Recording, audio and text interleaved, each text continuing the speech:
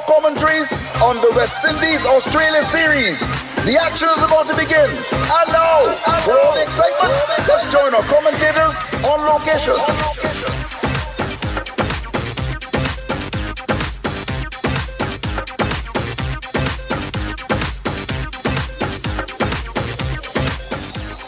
Before you could say COVID-19 with 2 jabs, Australia sent the West Indies down under. But inspired by RPB's I Believe, the West Indies with the energy of Little Rick is expected to burn them turf like Sizzler at the region's Mecca in the heartland of the nation's capital.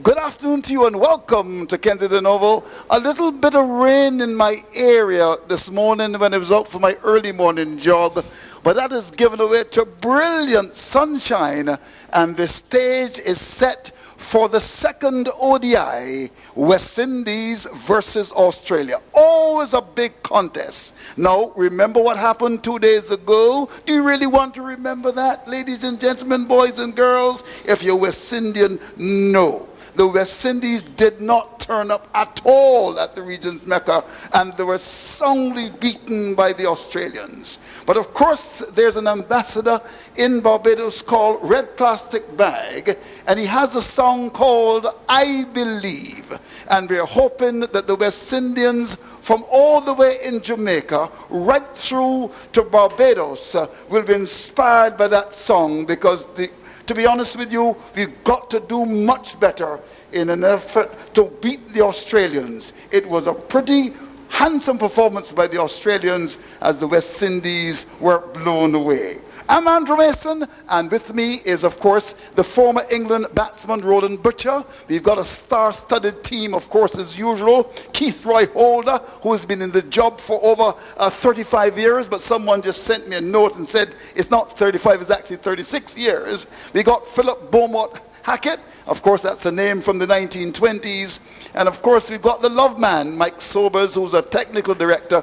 And we cannot discount the work of my very good friend Harold Eastman, the statistician. In the old days, they called them scorers, but nowadays, of course, you call them the statistician. Now, what do we expect from this game? Of course, the West Indies, as I said, not performing at all, and they will want to do an excellent job in relation to the whole question of this game. Quite strangely, there's been no start to the game. It was scheduled to start at 2:30, but I've been hearing things. I can't tell you what I've heard, but I hope that we can get some action here today. The stumps are up, the bails are on, it's pregnant with golden sunshine, a lovely breeze coming from the St. George Valley. But you know what, Roland Butcher, who joins me? There's no cricket. Now, you're a member of the BCA, you're close to the players. Can you explain why we've not had a start? Hello to you, Roland Butcher, nice to see you. Andrew, very good afternoon to you and all of your listeners. Yes, I'm a member of the BCA, but I have no idea whatsoever why the game is now starting at 2:30. Like you, I'm here in the commentary box preparing to commentate on the game. But as you said, the stumps are up. Looking at the pavilion, I'm not seeing a great deal of activity. The Australians are sitting on their balcony. Yes. Some of the West Indian players are on their balcony. Others are inside. And the umpires are nowhere to be seen. So, well, I think Keith Holder's got an update for us. Keith Holder. We always have to give Keith his due. And, of course, there's a delayed start. So, Keith, can you talk? How are you, my friend? Good afternoon to all. Yeah, we can hear you. We can hear you loud and clear. Thank you very much. Well, Andrew, let me start by saying that I am quoting the world-renowned website Quick Info, which says that the start of play is delayed because the TV broadcast has said it is due to an quote-unquote operational issue. Oh dear. No idea what that means or how long the delay will be. It is bright and blazing sunshine here at Kensington Oval. Just to repeat, Quick Info states that the reason for the delayed start is that the television broadcast has said it is due to an quote-unquote operational issue. Repeat, operational issue. No idea what that means, nor how long this delay will be. Keith, are you surprised by this? Well, Andrew, I'm certain that you have... Hold on. I'm certain that you heard what I've heard? Yes, I've heard that, but I wouldn't go there No, yet. We can't. We can't go there. Of course we can't. No, I think perhaps what you can do, that pretty phone which you have. Yes. Ralph Stewart's number. He's your mate. Yes. You can send him a message. You don't have to call him. You can message him. I will. Yes. He actually messaged me about something else, so we will. In fact, but wasn't the toss done? Oh yes, the toss was done. Richie Richardson in a black suit and, as we would say in the old time days, broiling sun. I believe he was sweating. Yes, he was sweating. So the coin went up from Pollard, and again, Kerry called correctly, and deja vu like Tuesday. Yeah. Bat first. Okay, and of course TV would have been there. So these they did everything. Actually started after the toss went. what a time. Oh, okay. Well, of course the toss is not done live. Yes, that toss took place on the button at 2 o'clock. 2 o'clock. All right. Well, what I'm not certain. Have you given the teams already with a change to each? Not as yet. Or you don't want to be quote unquote premature? No, what I want to know is if you're going to get into cricket. Well, I think in the absence of precisely what may be happening, what officially was given to us in terms of the teams, one change each, right? With sheer hope, the established one-day wicket-keeper batsman. He's in. Returning to the side after that ankle injury ruled him out of the first game. And he replaces Shimron Hetmeyer. And there is a debut for Riley Meredith, the fast bowler. And hence the Australian team, with Australia batting first, Alex Carey, the captain who also keeps wicket, Ben McDermott, Josh Philippi, Mitchell Marsh, Moses Enriquez, Ashton Turner, Matthew Wade, Mitchell Stark, Riley Meredith, Adam Zampa, and Josh Hazelwood. West Indies led by Kieran Pollard, Shea Hope at the top with Evan Lewis, Darren Bravo, Jason Mohammed, Nicholas Puran, Jason Holder, Alzari Joseph, Hayden Walsh Jr., Akil Hossein, and Sheldon Corwell. I'm certain that Roland has a say on the matter. What I will do, though, Keith, I'll just go downstairs because, we can't take the stairs. So we've got to walk down the stairs because, we're not in a bubble like the TV people. Are you able to walk to the fourth floor if you are so required? Yes, I think I can do that. I don't believe that you're permitted to go on the fourth floor. That's true, too. So you wouldn't want to see me in jail, would you? And maybe Roland would. Roland, you're a naughty man. All right, so I'm going to just sneak around and see. I'm going to speak to Ralph Stewart and to find out exactly what's happening if he would speak to me. But this is a very serious thing. So are we hearing something else? No, it's what Harold Eastman is saying. What is he saying? Harold, can you update us? You used to work for TV. I can't update you, but the rumor is not good. That's all I can say. The rumor is not good? Oh, my golly. What do you mean by that, Harold? The rumor is not good. So, Harold, do you think we're going to get into cricket today? You're not sure? It's dicey, is it? Ooh. Oh. Roland? Yeah. This is most unfortunate. Lovely day here at Kensington Oval. Pitch looks a pretty good one. We're more in the center of the square. Weather perfect. And obviously Australia would have been looking forward to batting. They won the toss and they elected to bat. Whatever is happening here is a late development. So are you suggesting, Keith, that it could be more than the operational issue, you think? I'm beginning to think so, based on what we heard when we arrived at the ground. Well, you keep repeating based on what we heard. I think you should put that in inverted commas. All right. But this is, okay, are the Australians are still here? They're in the balcony, we can see them. You need to call Mr. George. Oh. Mr. George. Oh. George. Oh. I'm told that I should call who? A gentleman. Oh, Dr. George. I should call Dr. George. Okay. All right. Well, I'll try and call him and find out what's going on here. But it's a stations. I mean, yes, you are very much with us, but there's no cricket at the moment. In fact, this is why we delayed the broadcast a bit. I was wondering because we tend to, go on there where the umpires are coming out. But at the moment, what we can tell you is that it was supposed to start at 2:30, and Cricket Info is saying that because of operational issues in relation to TV, that there's no cricket. But we're hearing that there could be a bit more.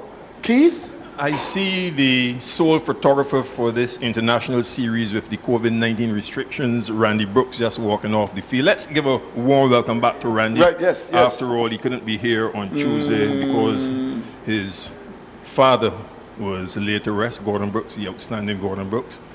But yes, I'm trying to allow Roland Butcher to have his say, but the former England batsman remains quiet. Can you make a call to someone, Roland? You're a man of tremendous influence. Andrew, I would imagine I've got no influence in this situation. I guess. What are you thinking, though? What do you think could be the problem here?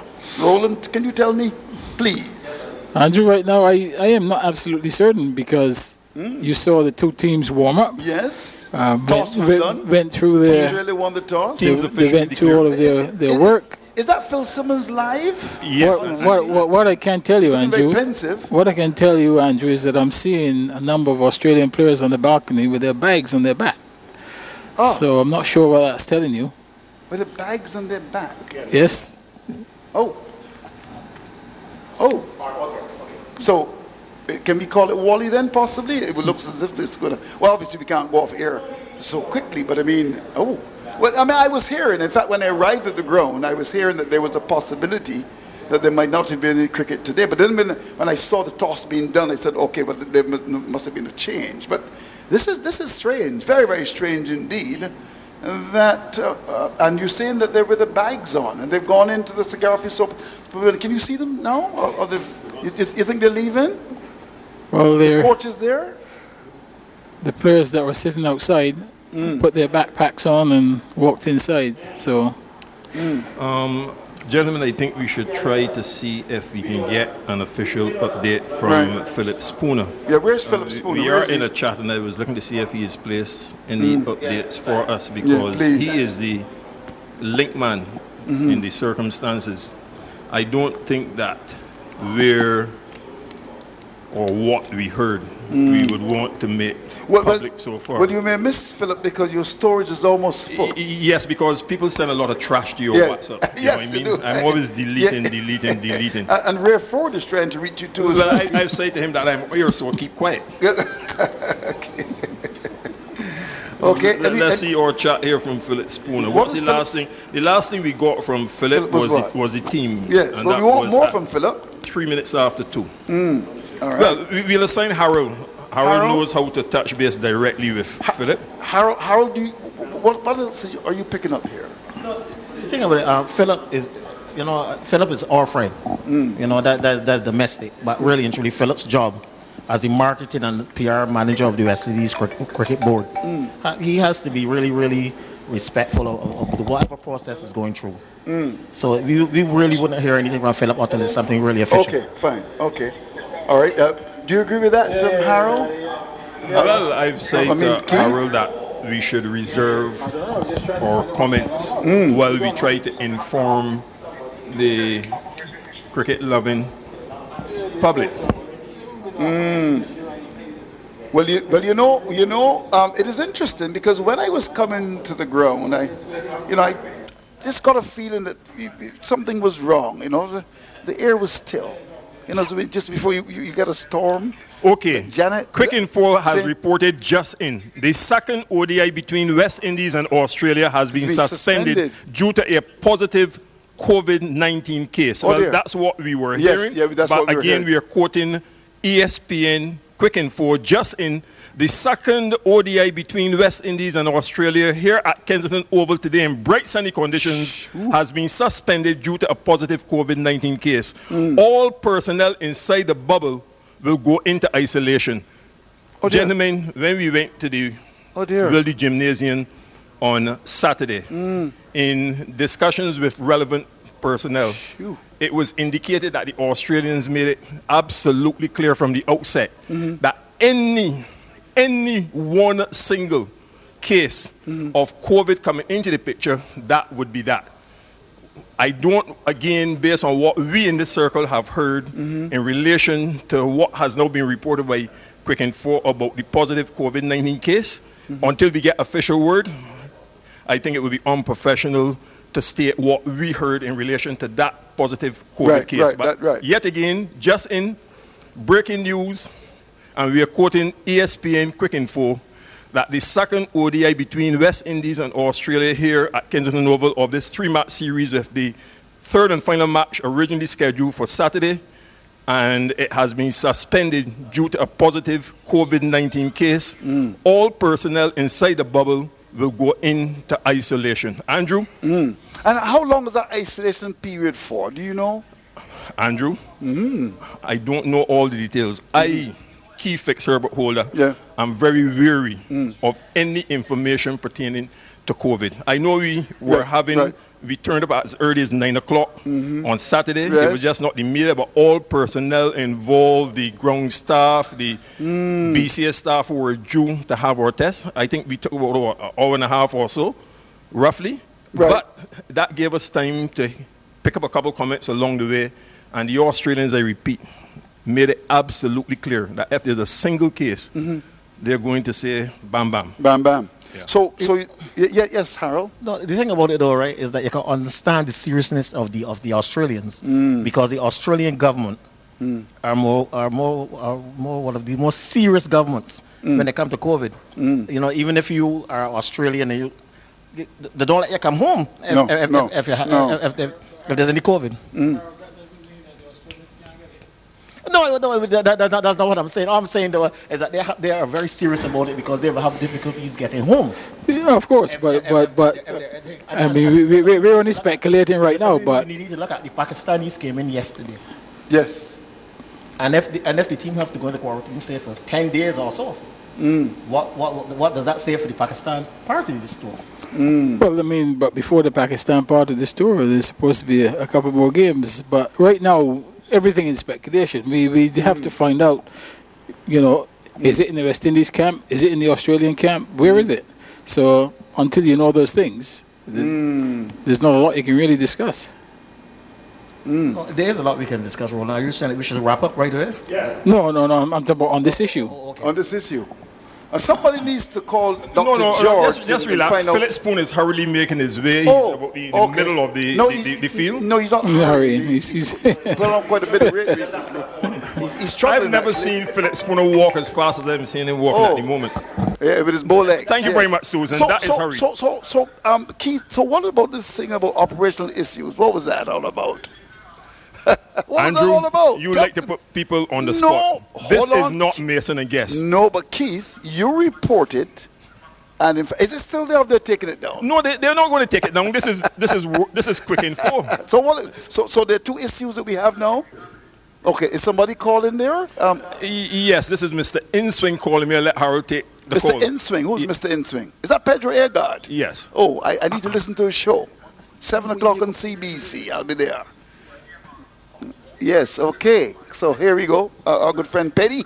Good man, good Maple man. All right. So this is serious stuff. This is very serious stuff. You think Philip Spooner will tell us something when he comes? Oh, yes, Philip. Philip is a professional. Philip is a journalist first. You know, he's come through the system, the Barbados Advocate, the Nation. He knows what reporting is all about. So he just needs to go to the Barbados today now. And if he does that, then he will follow you. You walked into that, Keith. Is that right, Jamal? You always overstep the crease, and your balls never land. They always come at your head. You are a beamer bowler who starts with a no ball. Okay, so give Philip a little time to catch his breath. Though remember, he has to walk up. Well, he doesn't have to go on the 4th floor. No, he cannot use the elevator. No. But see, come on. Okay, so we'll say. But this is a very serious thing, Keith. Very serious. Yes, getting all sorts of WhatsApp messages. Yes, here's Keith. Okay, let Philip catch himself first. Andrew, as fit as you are, when you walk up, I see you blowing and catching for breath. Yeah, but that was because things happened before I walked up, you see. Philip, are you going to speak to us? Okay, wonderful. He's taking his time. No, he's applying the protocols. The protocols. Therefore, he has wipes and he's going to sanitize. He's good, right? Okay. Unlike you. No, that's not true at all. The first thing I did was when I came in. In fact, it wasn't even open. I opened it. Okay. Did you bring any seawater today? No, I brought some Crumbs bakery stuff for you as well. Thanks to our friends at Crumbs. We did everything today. In fact, we got lovely stuff from Chernel there. She says she wants to meet you, Keith. Yes, Andrew. I mean, this is no laughing matter. But to think of the quiz that the topic we were going to discuss today, remember what the topic was? You tell everyone. we could have some fun, you know. The topic we were going to discuss today is that should spectators be allowed into the Kensington Oval? Yeah, can you imagine? Can you imagine? It's amazing. And there's no cricket. There's no cricket. Oh, this is a serious thing. Very serious thing. But, oh dear. So could this be the end of the Australia tour, Keith? It would be, I would think. They have got a once there's a positive test, yes, isolation, which could also lead to quarantine, and with the time span. After all, just to recall that the Aussies won the first match on Tuesday by 133 runs on the DLS method, and the third and final was slated for Saturday. So, well, Philip tries to get his stuff together. He has a very tough job. Because apart from what has been reported by Quick Info, Philip still has to send out his releases to those on the Cricket West Indies list. But to repeat again, Quick Info reporting that the second ODI between West Indies and Australia here at Kensington Oval has been suspended due to a positive COVID case. All personnel inside the bubble will go into isolation. Let's now welcome Philip Spooner. Good afternoon, Philip. Good afternoon, Keith, and good afternoon to all your listeners. Thanks for having me. We can confirm that there is a positive COVID case. Is a non-playing, non-coaching member of the West Indies team. All members of both teams and match officials will be retested this afternoon. And so for today's game, it's been not cancelled, postponed. It's been postponed.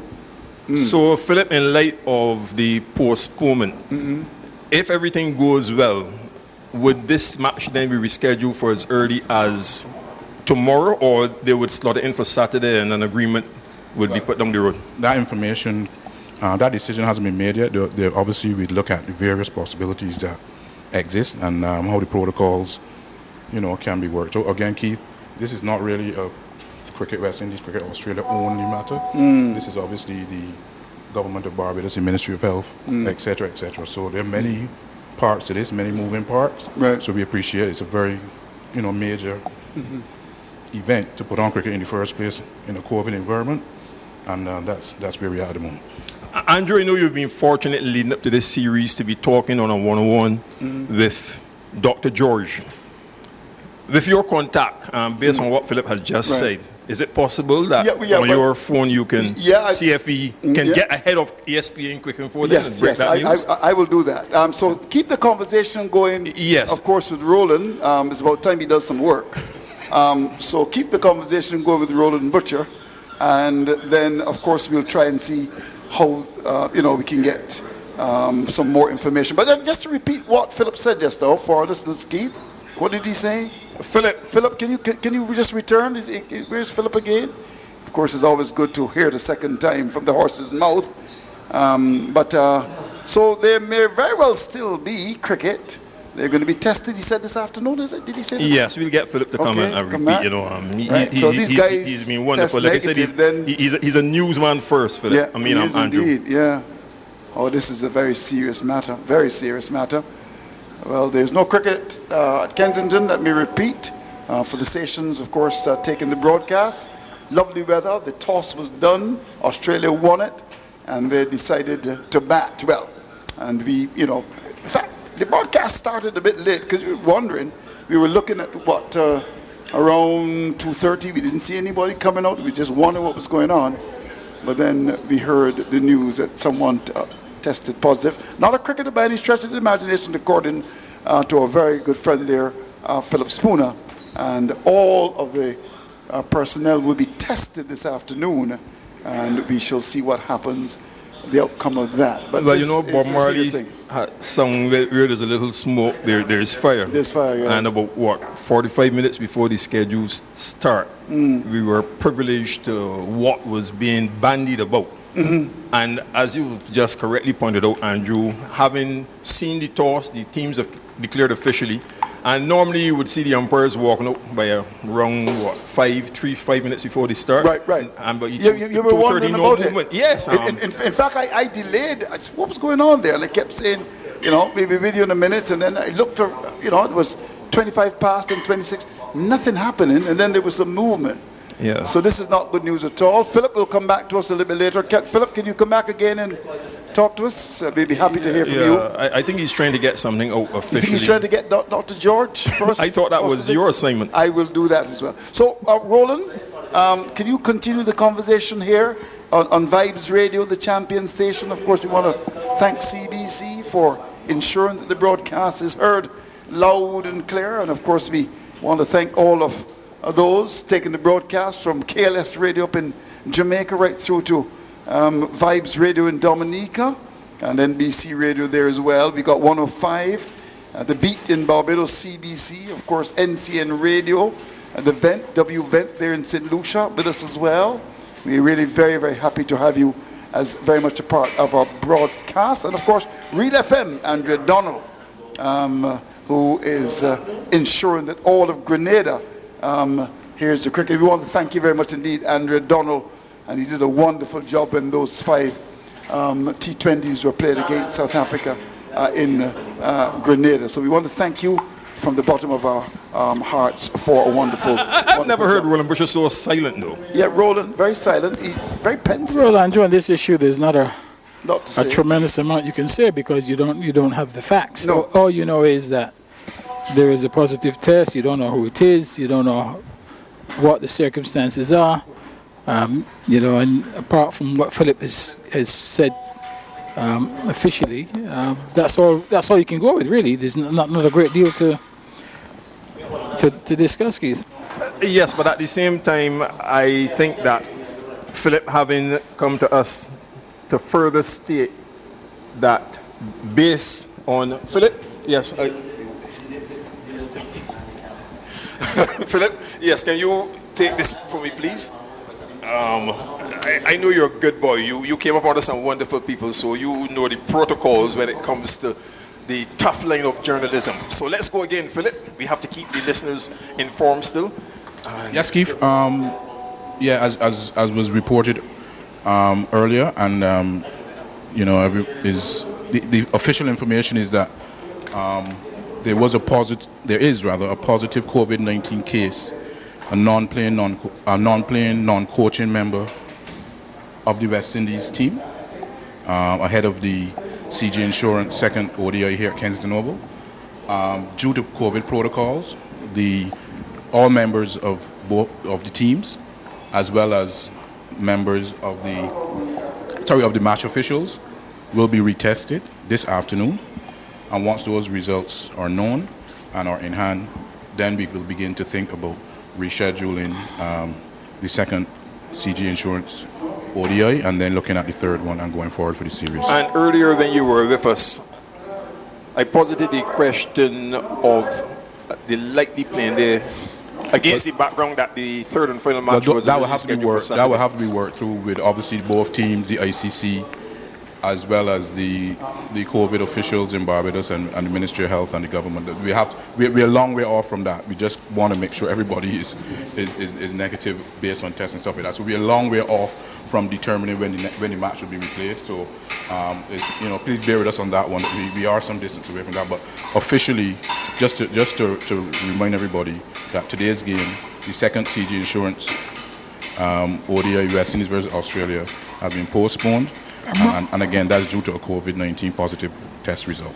Yeah, Philip, for those who may be ignorant of the protocols in relation to the agreement between Cricket West Indies and the Australian board prior to the start of the series, we are aware of the fact that the Australians take this COVID-19 pandemic extremely serious. Well, Keith, I would like to believe everybody takes the COVID-19 pandemic very seriously, and So obviously we have to be extra careful, double up, triple up, Right. and you know, in everything we do, and make sure that we stay sanitized, that we stay we have social distance, and that we follow all the protocols. It is a worldwide pandemic, and it's creating a lot of you know, pressure globally. So we just want to make sure that everybody. I wanted to preface that based on what took place with the IPL when the Australian government made it extremely clear that. Well, Keith, I don't want to go into that. I'm not privy to that, to everything that went on there. I wasn't at the IPL, and I'm not part of Cricket Australia and their leadership group, so I won't really want to go too far into things of that nature. But I just want to reiterate: everybody will be retested this afternoon, and that will be managed by the local officials. And once those results are back and everything is known, then we will be able to provide more information for your listeners. So I appreciate the opportunity to speak to you, and thanks very much for that. Yes, just one more question, Philip. Early this morning, you educated us on the fact that the Pakistanis have arrived, and you sent up some wonderful pictures. I'm certain for a minute or two you can talk about their arrival and what is in the making, because the first 2 T20 internationals are scheduled to be played here back-to-back Tuesday and Wednesday next week. Yeah, well, Keith, the Pakistanis, as you said, arrived yesterday evening from England, where they played against England in white ball formats. Their matches are scheduled for next week. As we speak, those matches are still on, and we look forward to wonderful, T20 internationals at Kensington Oval between our reigning world champions, the West Indies, and Pakistan, who are very, very good T20 team in this format. So thanks again, Keith. Really appreciate the opportunity, and we'll keep you posted as information can be provided.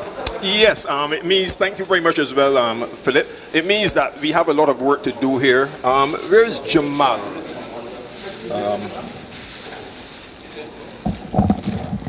Jamal? So, Roland, we've had an update from Philip Spooner yet again, and just repeating for any late listeners that the scheduled second ODI between West Indies and Australia here at Kensington Oval today has been suspended due to a positive COVID-19 case. All personnel inside the bubble will go into isolation, and as you heard from Philip Spooner a short while ago, there is going to be testing this afternoon.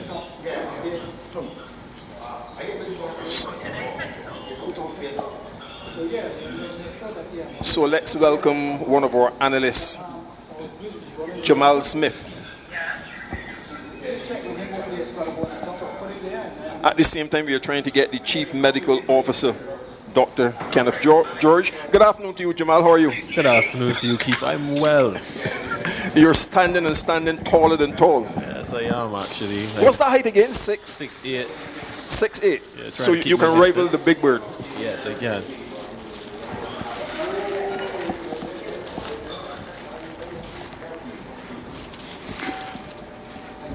Yeah, so Keith, really, it's just so unfortunate because we were really looking forward to this game today. We wanted to see whether West Indies could bounce back from that defeat on Tuesday, and whether Australia would be able to extend their lead in this series. But unfortunately, the situation has developed where we can't get any player. But it's a great shame because the game was nicely set up for another enthralling encounter. That's right, Roland. And teams having been declared, Australia had won the toss and were set to bat again. I'm just looking at Cricket Info to see if they would have any further information. Just about 5 minutes ago, they reported that Ian Bishop, the former West Indies fast bowler, who is part of the television broadcast commentary team, has put this out in a tweet. It is the first comment from anyone affiliated with the host production. Well, we've gone past that aspect of it, and our producer, lead commentator Andrew Mason, is desperately trying to reach Dr. George, the Chief Medical Officer here in Barbados. So Jamal, it's one of those days we tend to get sometimes what you may describe as breaking news, but this is not the sort of breaking news that you would really want in a one-day international or any cricket match for that matter. Yeah, most certainly not. But you know, Keith, these are the times that we're living in, and these are the things that we need to get accustomed to.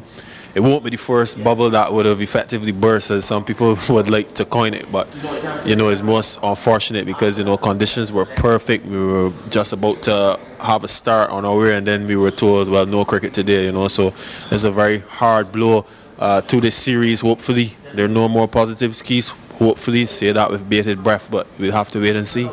Rolling? But you know, what I would say is, Keith, that cricket is being played right now in COVID time, so there's always a possibility, never mind how careful you are, there's always a possibility that there will be a positive case, whether it's in the West Indies or anywhere in the world. That's what's happening right now. And you know, while we are surprised that there is, we also knew that there was a chance of it happening. It is just unfortunate. As one who played for England and lived there for many years, I'm certain as you get another call there, you have to put that call on hold, unless it's a breaking story. You have to put that call on hold, Roland. I know you have contacts all the way in Australia, but well, it's I use the technology and just send a WhatsApp saying I am on air. Just let my chairman know that I'm in deep discussion and I will get back to him in a minute. Oh my God.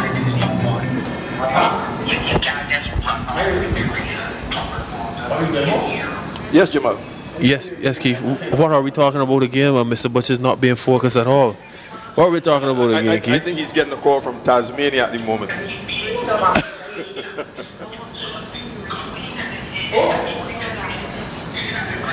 What do you want to do?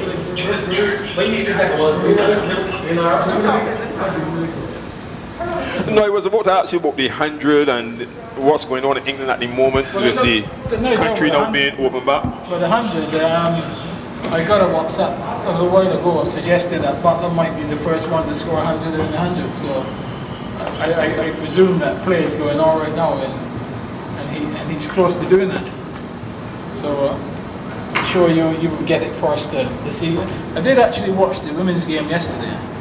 And there was a record crowd, 7,500 for a domestic match, yeah, and all the players were delighted from that fact. But watching the game of cricket, to be quite honest, Keith, it never really looked any different to me. I mean, the only thing you could tell was that after 5 balls, you know, you can change the ball. As you know, always 10 balls, and after 5 balls, if you don't like the way the ball is bowling, you can change the ball and bring in someone else. If you listen to an interview with Carlos Brathwaite yesterday, he made that one of the key points. The question of bowlers remembering that after 5 balls you can make these changes, etc. Right now in the match being played at the Oval Invincibles made 145 for 8, and the Manchester Originals, there are 18 for 1. And let's have a look first relative to the scorecard, and let me bring that up for you. So the scorecard relating to the response, 18 for 1 from 15 balls. In the Oval Invincibles innings, we are talking about the 100 balls maximum. Jason Roy got 20, Sam Curran 6, Sunil Narain. I want to discuss Sunil Narain with you after I give the scoreboard rolling. Sunil Narain fell for 2 batting at number 3. Will Jacks got 15, Sam Billings, the captain and keeper, 49. Colin Ingram 17. Laurie Evans, no score. Tom Curran, the brother of Sam, not out, 29. Nathan Soter 4, and Saqib Mahmood was 1 not out. 2 extras, 145 for 8, the total for the Oval Invincibles. And in the bowling, Tom Hartley had 20 balls and took 2 for 24. This looks like a weird scorecard. Fred Klaslin bowled 15 deliveries, 3 for 23. Stephen Finn, 15 balls as well, 2 for 22. Carlos Brathwaite, 15 balls, none for 25. Matt Parkinson, 20 deliveries, 1 for 27. And Calvin Harrison, 15 balls, none for 23. Normally, when you see that first column, you are tempted to say overs, but it starts out now with balls. You know, that's where cricket is going. And in the response so far of 21 for 1 by the Manchester Originals, Phil Salt, who played here in Barbados for Harrison College, was caught by Ingram of Curran for 4. Joss Butler, the captain and keepers, not out on 2 from 4 balls. Joe Clark, 14 from 10 deliveries, 21 for 1 after 19 balls. With Sam Curran, 10 balls, 1 for 11. Saqib Mahmood has bowled 5 balls, 6 runs. And Sunil Narain, 4 balls, 3 runs. Now, how do you feel at this stage with West Indies involved in an international white ball series, 50 overs a side, to be soon followed by a T20 series against Pakistan, and Sunil Narain, one of our best spinners, some would say arguably he's the best, finds himself in England playing in this 100? Well, Keith, it appears as if he's playing as a batsman. I don't think he would get in the West Indies team as a batsman. I would imagine he's batting number 3 in the 100. But you've known for the last couple of years, really, in relation to his bowling, that either he's not comfortable bowling at international level, or somebody's not comfortable him bowling at international level, because he always seems to be not available, but then he plays in some of the tournament. As you said, yes, the West Indies are involved in a campaign here now leading up to the World Cup, and yes, he's in England playing in the 100. So that suggests to me very clearly that I think Sunil Narain has no interest, or somebody don't have any interest in Sunil Narain playing international cricket for the West Indies. So it appears as if a line has been drawn, whether he has drawn the line or somebody else has drawn the line. It appears so, because obviously he's playing elsewhere. Yeah, what's your take on the 100? To be quite honest, I don't have a take on it right now, because I watched it yesterday to try to, just for the interest's sake, to see, you know, I listen, in England right now, the majority of people, they're not for it. I mean, there really is an outcry against it, because they think it is pointless. They think, you know, they're tinkering with the game, and more importantly, it means it has really stopped county cricket, and the counties are suffering. And as you know, the local Vitality Blast, which has been the lifeblood of the counties for certainly the last 5 years or so. I mean, they all look forward to that. They get bumper crowds for the normal matches. Now all of that has been disrupted, and a lot of, there was a case last week, Keith, where some of the counties didn't have enough players to field the first class team. Several of them because of the 100. So there's a lot of people against it, and people don't really see it as something that is necessary. So we really have to wait and see how it pans out. Yesterday, quite a number of people turned up for the novelty interest, but we'll have to see how the rest of the tournament goes. Roland Butcher chatting with me, Keith Holder, to repeat the news that the second ODI scheduled for today between the West Indies and Australia at Kensington Oval has been abandoned, postponed. That's now the operative word. And as we speak, the ground staff are placing the covers on the entire square. And my friend Philo Wallace in England is making fun of me, Roland. He sent a message asking, "Do you have COVID, Keith?" Good afternoon, Philo. What, 5 hours ahead? So what is about 8:15 now in England? Yeah, Philo's probably watching the 100 now with a cup of cocoa in his hands. Okay, let's give an official statement from Cricket West Indies on the situation here at Kensington Oval. And I quote, "The second CG Insurance ODI between West Indies and Australia has been postponed due to a positive COVID-19 test result from a non-playing member of the West Indies team. This decision was taken after the toss once the result was known due to the COVID-19 protocols. All members of both teams and match officials will be retested this afternoon. A decision on when the match will be replayed will be made at a later date once the test results are unknown. Repeating, a statement just issued by Cricket West Indies, the second CG Insurance ODI between West Indies and Australia has been postponed due to a positive COVID-19 test result from a non-playing member of the West Indies team. This decision was taken after the toss at Kensington Oval once the result was known due to the COVID-19 protocols. All members of both teams and match officials will be retested today.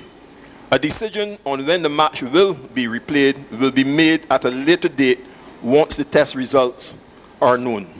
Roland? Yeah, that's, as I said, very, very unfortunate because, as you know, people in Barbados, even though they couldn't come and watch the games, were really interested in these 3 matches.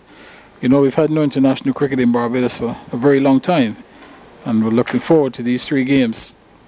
Sadly, after one, there has been this postponement. Now we'll have to wait and see what will happen going forward.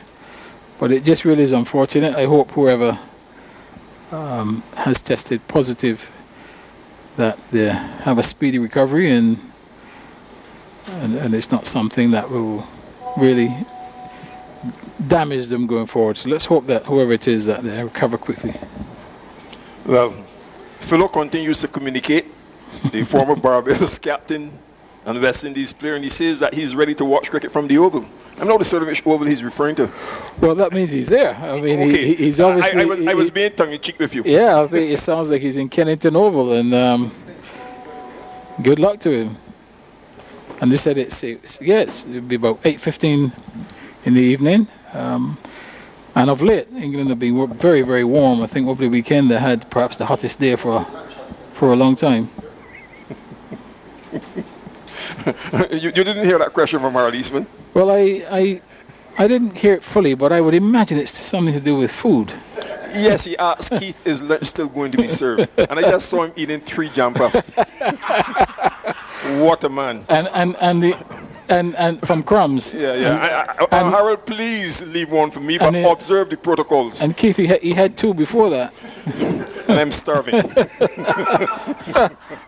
Let's give an update, Roland, while we continue to chat. It's now 32 for 2, the Manchester Originals, chasing 146 for victory against the Oval Invincibles. And this is the 100 men's competition, the first match being played at the Oval in London. Roland is a man who spent so much time in England and played at the world famous Lords for Middlesex, guys like yourself and Wayne Daniel, the late Wilf Slack, etc. from a West Indies point of view. That quote-unquote derby, that London derby between Surrey and Middlesex. Yeah, it was a very intense derby. As you know, a long history. That derby was over a long, long time. You may remember back in the time of Jim Laker that, you know, Surrey then dominated cricket in England. So there was a point there where Middlesex really had to be not second best, but certainly second best in the derby because Surrey dominated that. Fortunately, during my period at Middlesex, which was some 18 years, that was reversed, and we dominated the derby, and sadly that's not the case now because Middlesex now for some years has been struggling, and Surrey's been going in the opposite direction, doing very well under Alex Stewart as director, and you know, they really have bragging rights right now, Keith. Yeah, Howard has reminded me that Desmond Haynes played as well at Middlesex. Absolutely. Yes, Harold, that was not intentional. We don't. No, it wasn't. No, we wouldn't want to have Desi suddenly tweeting and WhatsApping messages saying, but Hall of Famer. Hall of Famer. Yeah. Desmond played, yes, and of course Larry Gomes as well.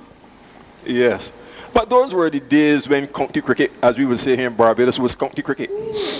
Yeah, I mean, it was a different time, Keith. As you know, back then in the 70s, 80s, 90s, really you had a proliferation of West Indian players playing in England, predominantly fast bowlers, because every county had 2 top-class fast bowlers, and in those days, obviously, West Indies were the dominant force, so you would expect a lot of West Indian players taking part.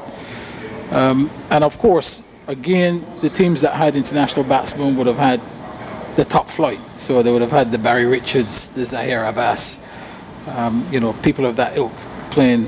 Sunil Gavaskar played, Ricky Ponting, so they had some top players. So not to say that they don't have top players now, but the problem now really for county cricket is that you have so many other tournaments going on around the world that players now have choices, and sometimes people will decide, instead of playing in England for an entire season, that they will go and play a T20 in Abu Dhabi, one in Pakistan, the CPL, and one elsewhere. So you don't get the number of overseas top international players really playing first-class cricket in England. You will get the likes of, at the end of their career, people like Hashim Amla and players like that are playing now and still doing well.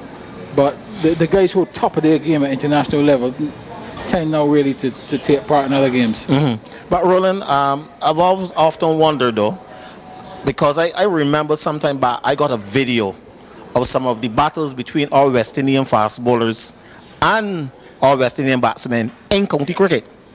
And I had a discussion with you sometime back with this. So can you tell me about some of the battles, like between like Sylvester Clarke and Clive Lloyd, or Viv Richards facing up to Jeff Thompson and Wayne Daniel?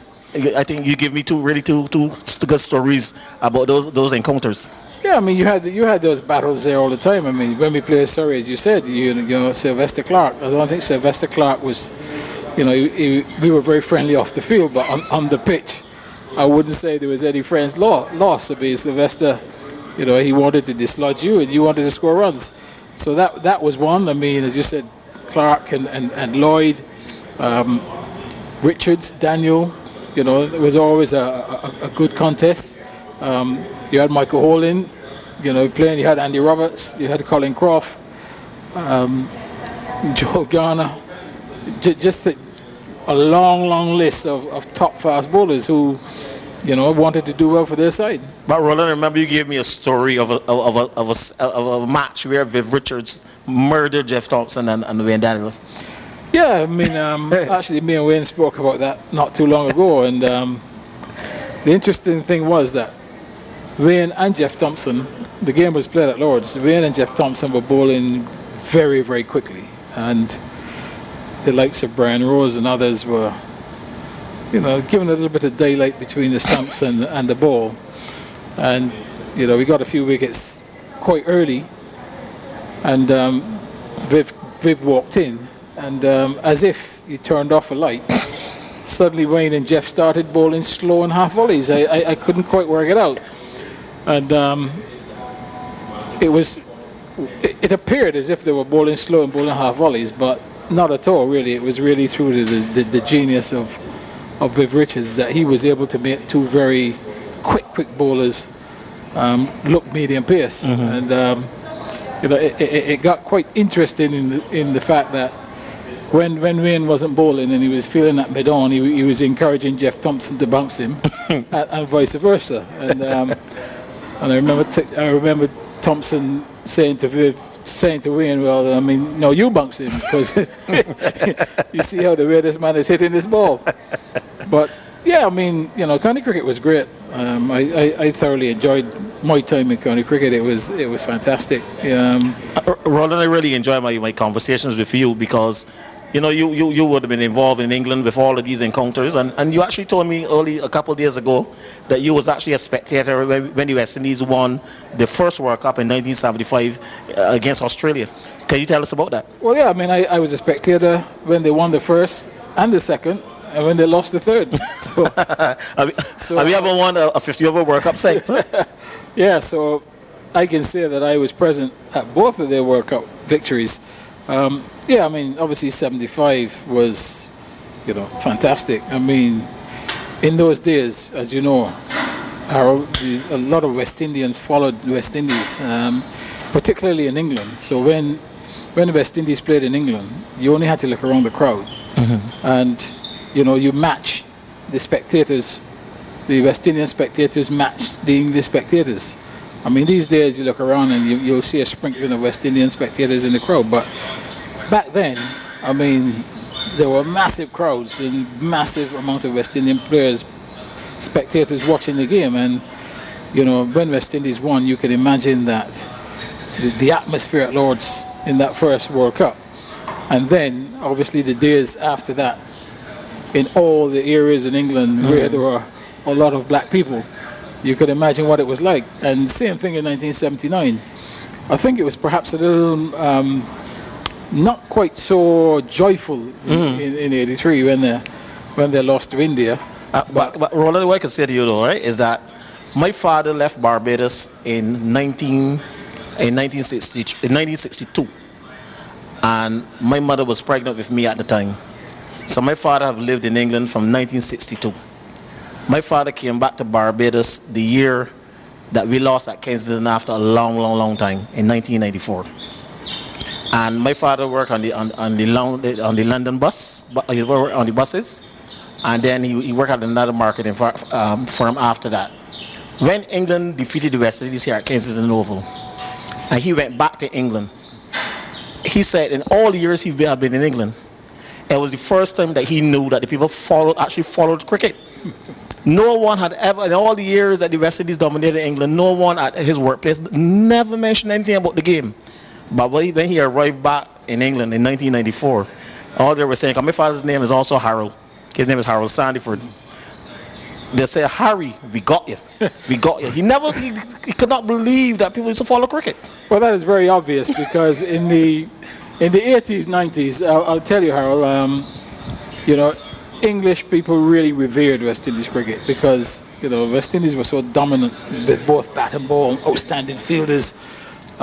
So the English, as you know, the English love cricket. There's no question about that. Wherever the English goes, cricket follows them. So if they go on the moon, there's going to be a game of cricket played there. So they love the game, but they really, of all the teams in that period of time that they really enjoyed watching, was the West Indies.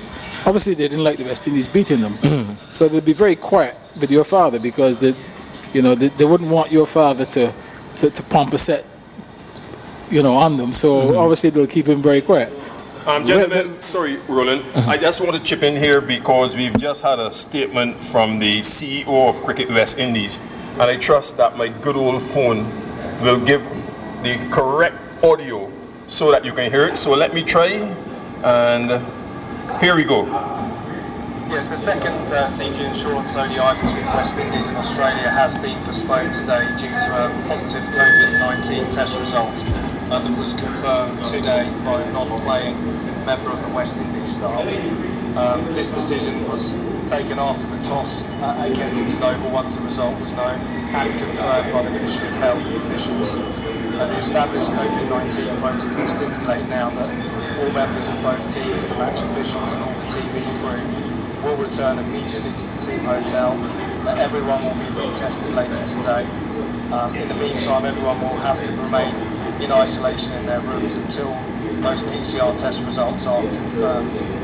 We'll make a further decision when the match can be replayed at a later date once all the test results are back in, which will hopefully be by tomorrow. Okay, we are continuing to chat Roland Butcher and our statistician Harold Eastman. That's a statement from the CEO of Cricket West Indies, Johnny Grave. We will repeat it in the next 5 minutes. Roland, you were making a point when I just asked you to pause.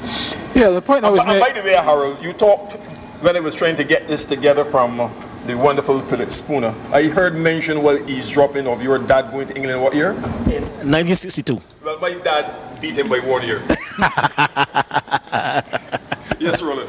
Well, I would say my dad was there from the mid-50s, so he beats the lot of you.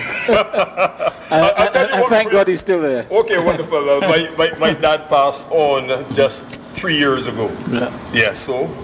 And talking about all of his children went up to England for the funeral, and my daughter who now lives in England. She lives in Birmingham. What's her official name? She's Dr. She's Dr. Melanie Ann Elizabeth Holder.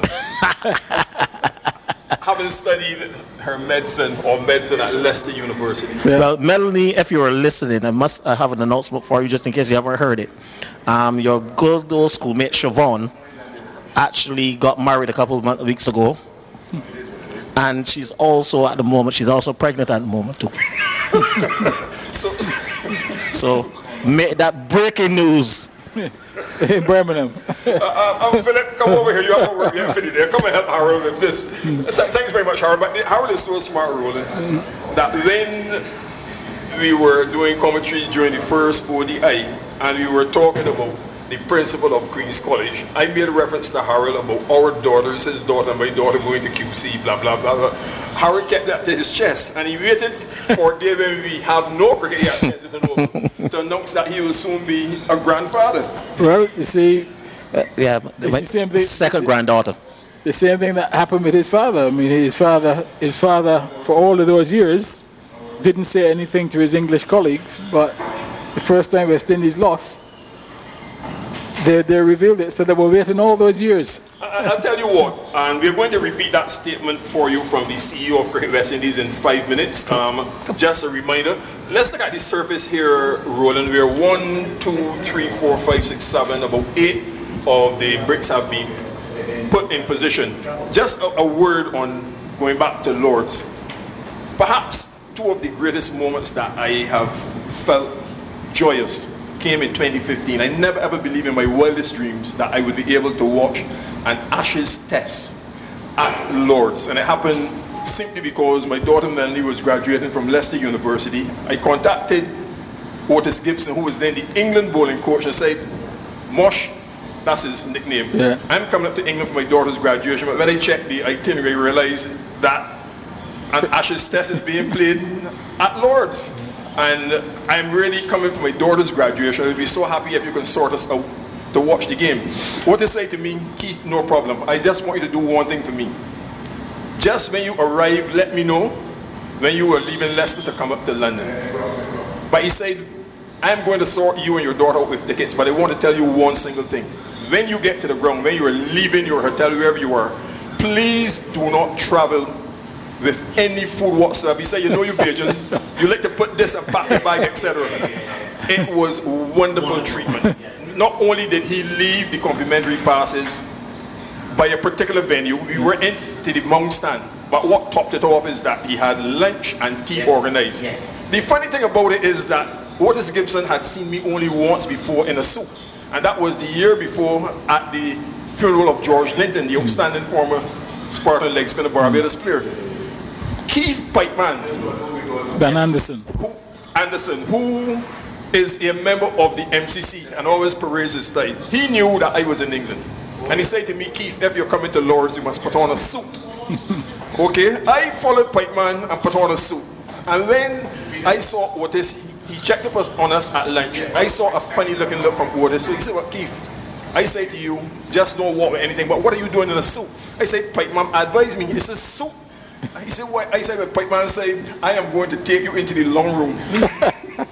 He said, you shouldn't believe, Pikeman, you wouldn't be able to go into that long room. I felt away, but I was able to take some photos with guys like Mike Holden, etc. I saw Belati and Gordon Greenwich, Kumar Sangakkara, all in jackets, so I didn't feel left out. But Otis Gibson, I went all 4 days. The game finished in 4 days. You know, it was a massive victory. Australia struck back, and this guy Joss Hazel, who's playing this series, he ran and he bowled, you know, if you check back on that series. But that was a great experience. Never in my wildest dreams did I expect, so it was like double joy. My daughter Melanie graduating from and you saw a Lord's Test match. Test match. But Keith, I guess the hardest part. I was just going to say, a Lord's Test match is it's a special Test match. I mean, these days, if you watch the game, I mean, people are there from very early, and they bring their picnic baskets and they sit out on the lawn, and it is a Test match of celebration. It is. You know, it is something that people look forward to every year, and if it is to Ashes, now that now adds an extra bit of spice to it, because you know, anytime England play Australia, whether it's in England or in Australia, there's a special thing about it. And you know, Lord's Test match is special. There's no question about it. I had been there once before for an international. I toured with North Stars from Praville in St. Lucie in 2008. Yeah. And my cousin, who lives in Tottenham, got me a complimentary ticket. Philo Wallace was playing league cricket in England then, and I gave him the news, and he said, well, we'll meet and have a pint of beer. It rained and rained. Oh boy. It was so you had several points then. Well, precisely. While you're on the point of the pint of beer, Keith, you did mention you watched that Lord's Test match, the Ashes Test. Yes. With your you can take the mask off. with your daughter, which means that, and you did mention Otis Gibson alluding to what Bajans like to travel with, food and so on. Yes. So I believe that you might be in between a rock and a hard place because you would have had to be on your best behavior since you were with your daughter. Yes. So you only told us about the food. Well, I told you. But don't incriminate. Don't incriminate yourself anymore. I just mentioned that in passing. But Harleysman wants to weigh in on the Lord's team because they know the two of you guys. If I'm in the wrong company here because I'm among Englishmen here apparently. One who has played for England and two who are in the habit of watching matches in England. I will do the honor of passing the mic over to Harleysman. Please don't leave, Philip. You keep your mask there. You can pull it from around your nose. Now you can replace it. But don't move because you have to be part of this discussion. Yes, Harry. You know, the irony of this conversation, though, is that what I'm going to say now also involves the very first time that I set eyes on Gordon Brooks. Okay. It was in 1980, Test match at Lord's. That's where Desmond Haynes scored his first Test century at Lord's against England. 184. Yeah. At the end of that Test match, and you're going to laugh when I say this, my first wife was returning to Barbados.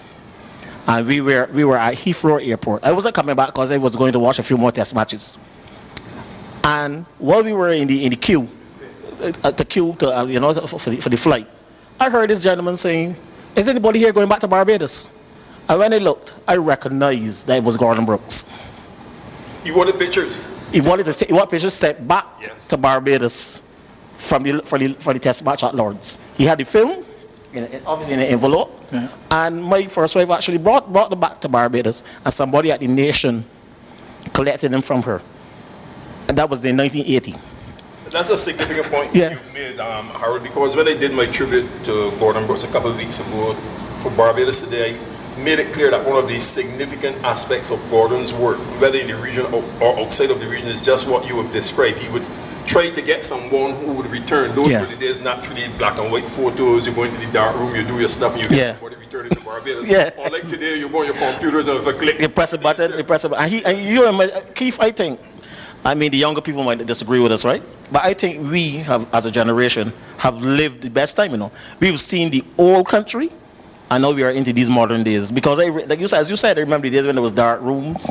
I remember he had to give her the film to bring back to Barbados. And the West Indies was returned to England in 1984. And by 1984, he was sending the pictures from the ground.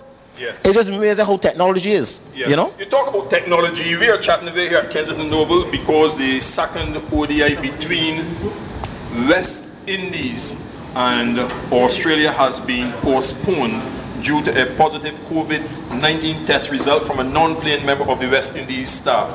Philip Spooner has graciously sent a statement to us.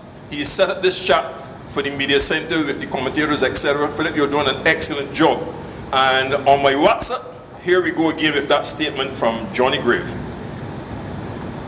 Yes, the second CG Insurance ODI between West Indies and Australia has been postponed today due to a positive COVID-19 test result, and it was confirmed today by a non-playing member of the West Indies staff. This decision was taken after the toss at Kensington Oval once the result was known and confirmed by the Ministry of Health officials. And the established COVID-19 protocols stipulate now that all members of both teams, the match officials and all the TV crew will return immediately to the team hotel. Everyone will be retested later today. In the meantime, everyone will have to remain in isolation in their rooms until those PCR test results are confirmed. We'll make a further decision when the match can be replayed at a later date once all the test results are back in, which will hopefully be by tomorrow. So that's his statement. Philip, let's welcome you officially to the broadcast today. You know, ever since Saturday when we all had to meet at the gymnasium for 9 o'clock for the PCR test, we were joking along the way and anxiously awaiting the results. I don't know, I believe you received yours as well just before 4 o'clock. Were your knees knocking when the results came back and you had to read it on the email? Well, first of all, at 4 o'clock, most mornings, Keith, I'm asleep. So I can assure you that I did not see my results at 4 o'clock. I would have seen those results when I got up a little bit later to get ready for church. And it was a Sunday, and being a believer, I drew on my faith to believe that I would be able to handle whatever outcome those results were going to show me. And I was quite pleased that I would be able to be a part of the broadcast. Not only to be a part of the broadcast, you know, normally that would be in itself a privilege, and it's still a privilege, but the privilege though has been extended from the point of view that only those who own the essential workers, if you will, to facilitate the broadcast are those allowed here. So if you really look at it, Keith, we are among the very privileged, very elect few in Barbados, and that point came home to me on a number of occasions in speaking to friends and even family members who really would have wanted to be here. In fact, in terms of the Pakistan visit, there's a close associate who, well, he wasn't in tears, but he was very, very disappointed that he would not be able to attend, assuming that he would not be able to attend for the Pakistan leg, yes, because he is a big fan of Babar Azam. So he was really struggling when he spoke with me a few days ago. Now, we don't know what will happen between now and then. And I suppose there was some optimism that things would change. I don't know that this situation will help that. It is unlikely it will help it. But yes, the point I'm making here is the privilege that we were afforded to be able to even be here at the ground. And of course now today, great disappointment, but it is the sign of the times really. We've got to have, the important thing really is to have protocols in place, not only the safety protocols now, but I'm talking about what you actually do when these things happen. The basketball season, as you know, or I believe you know, was just completed a few nights ago. They would have gone through this sort of thing repeatedly during the course of the season, and in listening to the various speakers who spoke at the finals, after the finals, that final match, you appreciated or you understood the genuine relief that the season was actually completed. They were able to get through despite, all the various setbacks. So it is a reality that everyone is facing, and it's just a matter of how well we are all going to cope. Yeah, sometimes we tend to make a little fun of things. For instance, Andrew was taking a dig at me on Tuesday about having received the results. So I said to Andrew, I normally am up very early doing some work. I tend to work best, say, between 2 and 5 o'clock on mornings. So when the results came at 3:49, 3:50, they were there. Now Andrew has returned. But at 4:17, according to my WhatsApp from Andrew Mason, he said, got my COVID results, all is good, came through at 4 a.m. this morning, and he put in all caps, wow. Yeah, but the other thing that you guys were worried about is the ability to be on the road after a certain time. Yes. And that was a reality. But let me share something that is a concern to me coming out of that. Now, I was able to, I didn't have that problem of having difficulty accessing the emergency pass, but I was able to get home with a couple of minutes to spare. That's not really the issue, and this issue is not even a cricket issue, but it is troubling to me because I live in Barbados. I've lived in Barbados most of my life, and I like to think that Barbadians are intelligent people. Sometimes I have to wonder about what number, is it a significant number of us who just can't think? And why am I saying that? I am turning on to Broad Street from you were around a long time. You know where Harrison Department Store used to be, there at the corner. Yes. Yeah. It was a legal turn, Andrew. And I was turning on to Broad Street. But I could see two vehicles in my rearview mirror. I could see the lights of two vehicles behind me, and I sensed that there was something about them that wasn't right. And as I drove up towards I guess it's the Costa Mall now, but it used to be the Costa Department Store. One of these, I don't know if I should call them clowns, passed me on the right and the other on the left. Now, if you know Broad Street... What time was this again, Philip? This was about 11:15. On Tuesday night? On Tuesday night, on my way home from cricket. Yes. Yeah. So as I was on Broad Street, and here's the guy coming up on my left. Now you know the road narrows when you get to that point, and he's not going up as though he's going to go by Woolworth. He's going straight. Okay. So he's passing me at top speed on my left, and the other guy on my right, and they go into they then merge into that narrow, still 2 lanes between Cape Shepherd and yeah. And they went up there at top. I don't know if I've ever seen a vehicle drive that fast or vehicles driving that fast other than on some sort of racetrack. And I figured, so it makes sense to these guys to risk life and limb to get off the road by 11 o'clock. Why not plan it that you get off the road by 11 o'clock? And the level of stupidity, I just found it difficult to understand. I'll tell you what. And I say stupidity, but recklessness as well. Yes, I was about to say, and it would have come on a day when Roland Butcher reported that he was unable to. All of us. Yeah, but I'm sure. I sent a note to Mr. Proverbs today, and I gave him the names of those Harold Eastman, Roland Butcher, and myself, who were all unable to access the passes. Yeah. Now, Roland Butcher was driving in the middle lane. In other words, are you telling me Roland Butcher is reckless as well? No. Oh, okay. Was driving. That's not the Roland Butcher I know. No, he was driving about 25 miles an hour. And he was in the middle lane, which meant that he was going to take Highway 7. Yeah. He lives in Christchurch, and more towards Christchurch, the eastern side of Christchurch. Right. I'm living just a mile or so away from the airport. Yeah. But once we all live in the best parts. We know that. What I'm saying is that when I saw the speed at which Roland Butcher was driving, I decided that I would go in the left lane exclusively and take the other route, because if I drove behind Roland, you would get home after 11. Precisely. Roland, you can defend yourself. Just before the indefensible. Just before you come and roll, and I just want to thank CBC and of course VOB for staying with us in relation to the whole question of the broadcast, because 900 AM, they're very much with you. It's 94.7. So there's no more 900 AM? I think Red Spirit was still funny on his hand. Yeah. I know, I'm sure he's listening. And I want also to say that our friends in ABS, I just spoke to Garfield Burford, the Jamaican who is in Antigua. But of course, when you are Jamaican, you go to Antigua, you sound like a Jamaican, you sound like an Antiguan. It's always difficult to differentiate between the two. And ABS is with us. And we really want to thank all of the stations for staying with us. And of course, Crumbs Bakery for providing all of the wonderful stuff. In fact, Keith has had several meat rolls already. Roland Butcher has some for his son, but that's typical Roland Butcher for you. And Philip Spooner has put on a couple of pounds already by eating quite a bit. He said it's a serious matter. Eating is also serious too, Philip, depending on what you eat. Of course, we want to thank all of them. NCN Radio, they're still very much with us. Want to thank CBC. We had 1 or 2 challenges, but they're all in the past. Hold on, for all of that pretty talk, have you been able to make contact with? No. Well, I even tried as deputy, and they said deputy is essential. Who sings that song? Deputy is essential. But we're going to still try. A guy by the name of Penguin. Penguin, yes, indeed. Right. And Lai might have done it too, but not like Penguin. So I'm saying that we're going to still try to make that contact with him. I know it's a very difficult time, but I just want to let everyone know, of course, that we are still here. So in these circumstances, I think it is important for radio, because there are always listeners joining. Yeah. Let us replay the statement from. Yes, of course, for free enough. Here we go. Okay.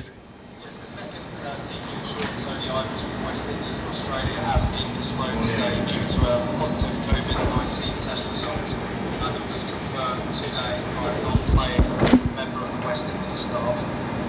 This decision was taken after the toss at Kensington Oval once the result was known and confirmed by the Ministry of Health officials. The established COVID-19 we're not quite hearing it because I'm listening to good old CBC, but I think we get the gist of it. Is that the CEO, Johnny Grave? Or is it Johnny Grave? It's not Johnny Grave and not Johnny Gray. Some people tend to call him Gray. But what is he essentially saying, Keith? Well, he just gave, in a nutshell, what happened in terms of the fact that there was this positive test result from a non-playing member of the West Indies staff, and that the decision was taken after the toss, once the result was known, and the established COVID-19 Protocols stipulate that all members of both teams and the match officials will return immediately to the team hotel and will be retested later today. They will remain in isolation in their hotel rooms until their PCR test results are returned. And the PCR results are going to be, when are they going to be tested again, Keith? They're going to be tested later today. Well, I think the CEO suggested, Andrew, that those results hopefully will be back by tomorrow. No, those results could be known, soon. I mean, when I got my results, I heard ping just around 4:00 Sunday, and in fact, I actually sent Keith Holder, and I sent Jamal Smith as well, and of course everyone. So I expect those results to be back sometime in another hour or two, I'm sure. I mean, after they do it, they're going to know, because of course.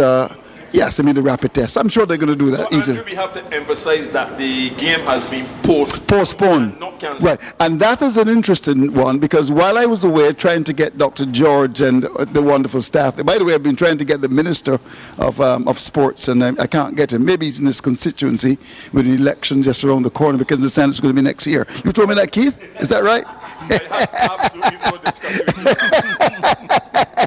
I can't draw you out.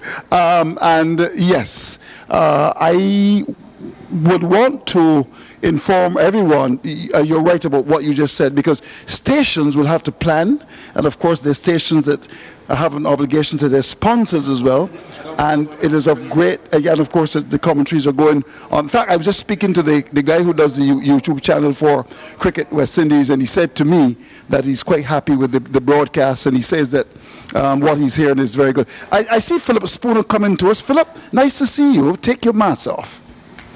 Hi, Andrew. Thanks very much. Yeah, Andrew, I'm speaking in my mask, yeah.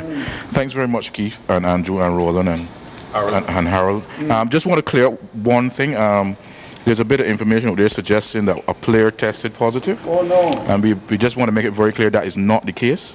So anyone who is, out there suggesting that a player is tested positive for COVID-19 in the most recent test conducted, we just want to make it sure that today's game was cancelled because of a positive. Sorry, I'm tricking myself there. Postponed. Thanks for that clarification.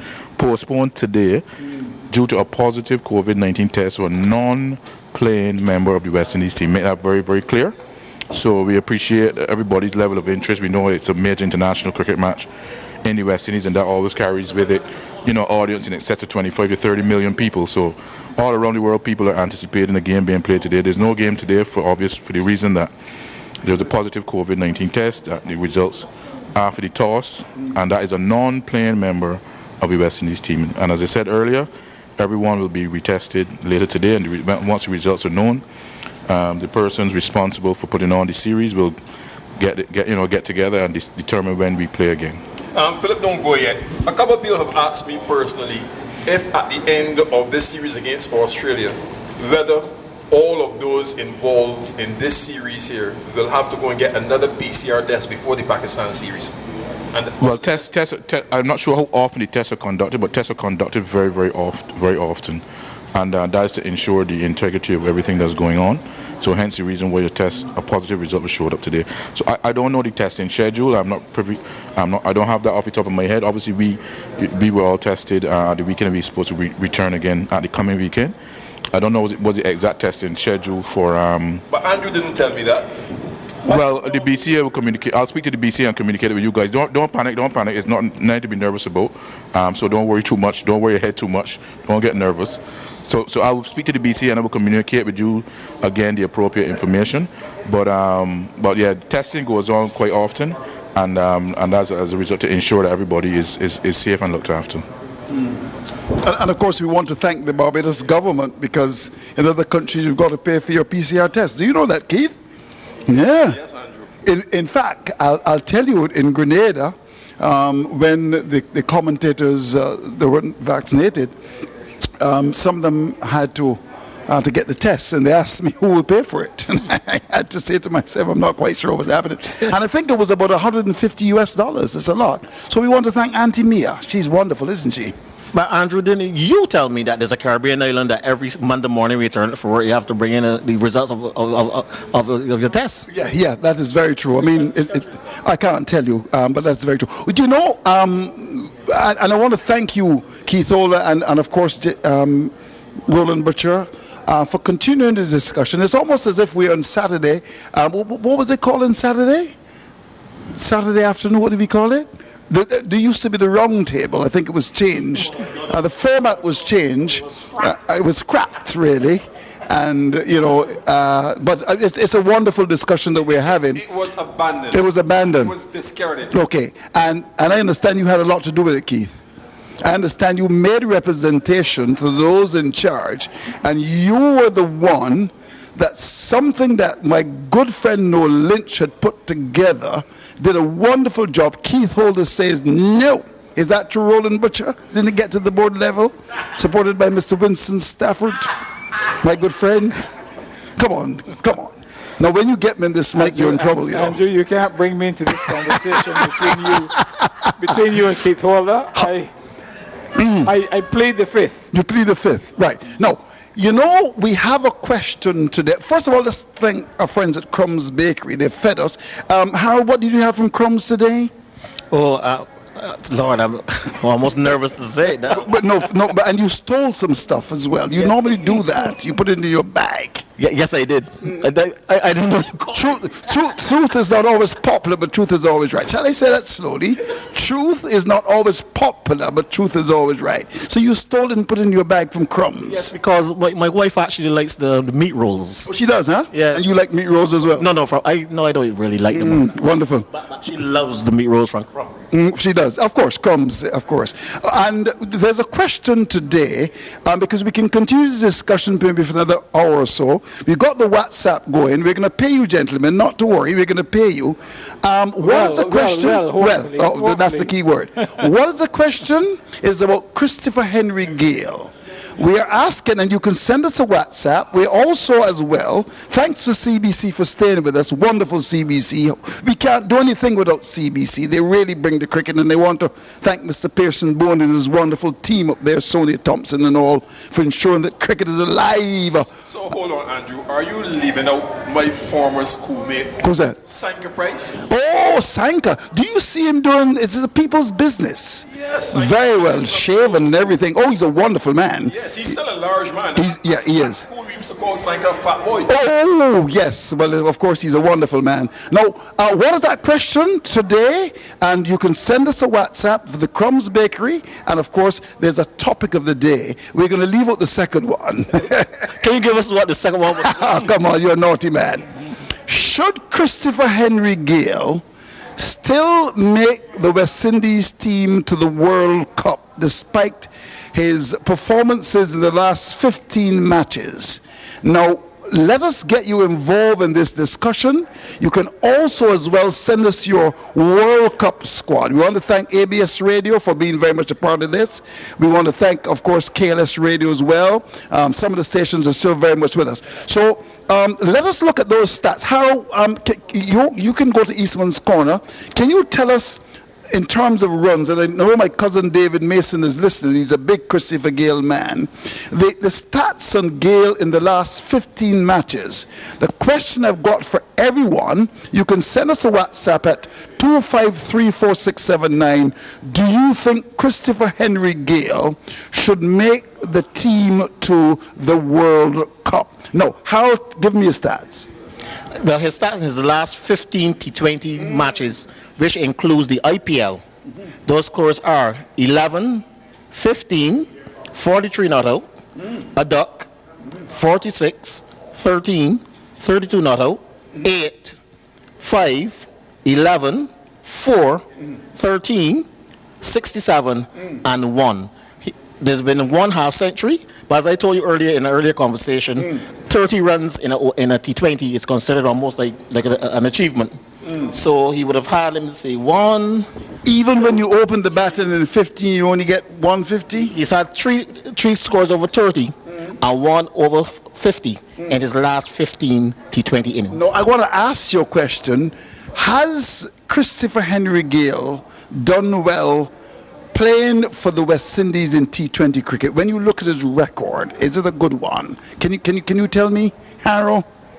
Well, in T20 cricket for the West Indies, he's played 70 matches, 66 innings, 5 notouts, 1,818 runs, a high score of 117, and the average is just what I said would be considered a good score in T20 cricket, 29.8 not, and he's done really, really well.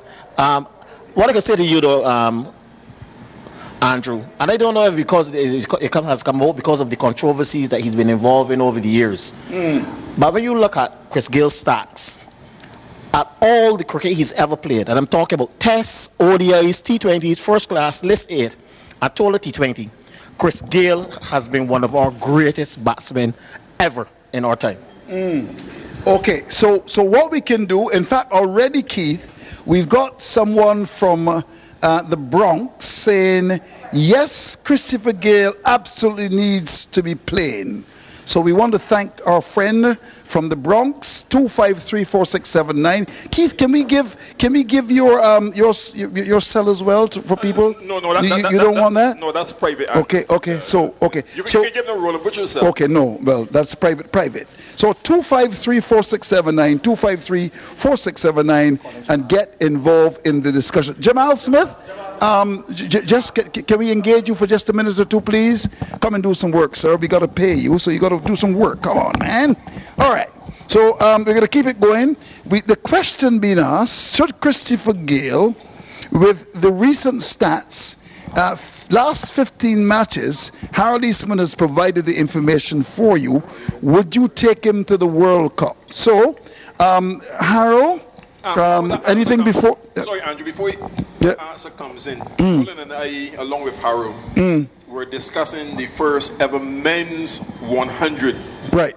That match. Right. And in the circumstances, we came to the conclusion that we will keep listeners updated until the game was over. That's fine. That's absolutely fine. The Oval Invincibles made 145 for 8. Right. And the Manchester Originals are now 113 for 5. They require 33 runs from 40 balls. And Phil Wallace is at the ground. Phil Wallace. He was in touch and saying that he was leaving for the Oval. Oh, I thought you said he was playing. Oh my golly, that would be quite unlikely, really. You said the Manchester Originals. Is that the name? Manchester Originals. Okay, wonderful. 113 for 5. 113 for 5. All right. Balls. Okay, good. So Jamal Smith has joined me. You seem to be even taller, Jamal, because you've lost a bit of weight the last time I saw you. When you lose weight, you tend to look taller. So can you imagine when Cornwall loses weight? He's going to go through the roof. Now, in your view, Jamal Smith, do you think that Christopher Gale, there should be any discussion at all about Gale going to the World Cup? Can you talk to me about that? Once again, good afternoon to the listeners. Nice to see you. Yes, Andrew, I know you relish these moments where I do. And all of this on the spot. I'll say this, I'm not interested in the recent numbers. I'm more interested in how I perceive him to be playing. And I still think he has enough. He plays playing pretty well. I mean, irrespective, the numbers are low. The last couple of innings from him, he seems to still be striking the ball pretty well and was pretty. I was watching carefully too for his bat speed. Yes. It's still pretty good. I would argue probably that those 90-plus balls from the start was a bit uncomfortable, but some of the blows I've seen him put down, I could still take him to the World Cup. So in my view, Andrew, nothing is wrong with Chris Gale going to the World Cup unless you can provide me with some reserves that you think should be in place of Chris Gale. So can we quote you then on the CBC Sports News tomorrow that Jamal Smith is saying that he will take, without hesitation, Christopher Gale to the World Cup? Can we quote you on that? Well, about 2 years ago, I did an interview for CBC Sports as well on the talk show, and I made it very clear. I think Chris ended up being the highest run scorer in that series just about 2 years ago or so. So based on that track record, I may be onto something. But as I said, Andrew, the question to you is, if no Chris Gale, then who would be your replacement? Well, we can look at all those players. No, I'm asking you, Andrew. No, I can write it down because my view is I think taking Christopher Gale to the World Cup is risky. Risky in terms of? It is risky because he'd be very inconsistent. And the facts support what I'm saying. So if that's the case, Andrew, what is it? Risky. You may very well take him, but I'm saying to you, And do you agree with me that taking Christopher Gale to the World Cup is risky? No, I don't. I'm asking you, Andrew. Yeah. Who are the replacements? Who is your replacement? Well, give me an opportunity. Give me an opportunity to write some names down for you. Please do that. But I'm not going to take Christopher Henry Gale. How old is he now? 41. Soon to be going 42. A batsman on the decline. Yes, I agree that Gale has done a great batsman on the decline. You would say great? Would you classify him as a great? Yeah. So a great batsman on the decline. Yeah, but have a great batsman. I mean, obviously, if he's on the decline, then you have to take that into account. Then there's also a problem in the field as well. You're going to put him at slip. You found him to be a liability in the field. He is a liability in the field. Fair enough. And not only that too, not taking singles. Not taking twos. Not taking singles. That's important as well. Fair enough, Andrew. I want to bring a balance to this discussion, my friend. So, Andrew, bring all the facts. What I will do for you is that I'm going to write down the people that could possibly replace him. But I'm not sure that given Gale's record, which for the West Indies is not all that good, and Harold has given it to you, that he's an obvious selection. Can you tell me? Come on, talk to me, my good friend. Well, I'm waiting on your replacement names, Andrew. When I you will provide do that. those, then we can have a balanced cricket discussion. Right. But no. for the moment, Gale, I'm still pro Gale for the World Cup in a couple months. Fair enough. Philip Hackett is going to join us. Now, in terms of Fidel Edwards, would you take Mr. Edwards to the World Cup? Mind you, before you answer that, you can send us, of course, this is the LED lighting topic of the day. It was topics, but now it's topic of the day. Given what happened there. Mind you, let me tell you that there's no cricket at Kensington Oval because a non-playing person actually tested positive. And I can tell you that I know who the person is. I've been reliably informed. I wouldn't say it on the radio, but I do know because they tell us at Mason and Guess. So I'll tell you off air who the person is. But that is unfortunate. A test is going to be done this evening. I expect the results to be back. And I also hope that we'll be getting some cricket maybe on Saturday. But that's unfortunate. But given these COVID times, well. I mean, Coco Gauff, that wonderful young lady, age 17, she can't go to Tokyo because she tested positive. Now, the question to you, remember, 2534679. We're going to give you the Crumbs Bakery quiz shortly. Keith Holder's having. What is that you're eating, Keith? Is that a meat pie you're eating from Crumbs? Thanks to Shernell and the wonderful staff. It is very difficult for you to eat and talk at the same time. So Keith, take your time. You're chewing a bit too quickly too as well, Keith. Come on, Keith. You got to be careful. It has to go down, Keith. And of course we'll speak to you. So Jamal Smith, my question to you: would you take Fidel Castro Edwards to the World Cup? Talk to me. What I would say to you is this, Andrew. Yes. I think there's room and there's a concerted effort by the West Indies selection panel and company to look for, let's say, 2 fast bowlers to generate articles. And on that basis, whoever those two are, Andrew, and I've seen O'Shane, I've seen Fidel. Yes. Who else we've had, Andrew, bowling fast? O'Shane, Fidel. But of course you got Cottrell. Well, Cottrell, but he's not as sharp. But okay, let's put the three. Let's put the 3 of them in the same hats. Right. Let's say we're probably going to take 2 to the World Cup because still need an impact bowler or a fast bowler as it were to take to the World Cup. So on that basis, I can see why Fidel was reintroduced into the squad. Obviously, on the back of a few good performances and that whole razzmatazz with striking Puran and stuff got everybody going. So what I say to you, Andrew, is that I can see where the selectors are looking to go, and I have no problem with 2 of the 3 fast bowlers going to the World Cup. Andrew, I am not answering that question, Andrew, simply because there's not enough evidence yet. I'll wait and see until the next series. But that's an interesting response because you were very clear, crystal clear. Because Christopher Henry Gale has 14,000 T20 runs, regardless if it's their T20 I's or T20 in franchise cricket, there are runs on the board. All right. You have 3 fast bowlers. O'Shane Thomas didn't have a good run last game. He looks unfit to me. Fidel a bit patchy, if we're being very honest. And then we have Cottrell, who's there or thereabouts. So I'm saying to you, if there are 2 slots available for 2 fast bowlers, 2 of the 3 probably will get in. Whether it's Fidel or not, that's left to be seen. No, So don't ask me about my personal opinion, Andrew, because that's how I go to a cricket argument. That's how I construct a cricket argument. That's how I sit to select a team. And I would not be able to be in a position to tell you this until all the results are in. And they're not in. We still have another series to go. Ask me that question next week, hopefully. Sometime next week. I may be able to answer you. Let us assume that Mr. Gale plays against Pakistan. There are 5 ODIs and he fails. Are you going to change your mind? As I said, Andrew, I would like to hear from you who the replacement would be, and then we can have a conversation on whether or not he can be replaced. It's as simple as that. I promise you that I will. You can get her to write in. You can ask Harold to assist you. Yeah, Harold is a good man. Okay. Yes, but Keith Hall is laughing about something. He's on the phone. Maybe he's talking to Trevor Clark, who calls every call-in program. Doesn't call Mason and guess. I don't know why. But do you think it's going to be a very easy team to select, or is there just going to be some difficulty? In terms of combinations, I think we've seen the full cadre. I think Captain Pollard and obviously Puran and the management team spent considerable time, moving around the parts. You saw Fletcher had a little bit of batting at the top, and then we had Simmons in the middle. We had Gale at 3. We had possible combinations. What I can say to you, Andrew, is that I think they're getting to the point where they've exhausted everything that they needed to see. As far as being difficult is concerned, I don't think it's a difficult team to select on the basis of as long as they have the combinations that they want, be it 2 fast bowlers, couple opening batsmen, somebody that can obviously bowl in depth, etc. All those slots can be filled by the current personnel that has been tried so far. So it's just a matter of selecting who, in their opinion, is the best personnel. So I wouldn't say it's a difficult team to select, Andrew.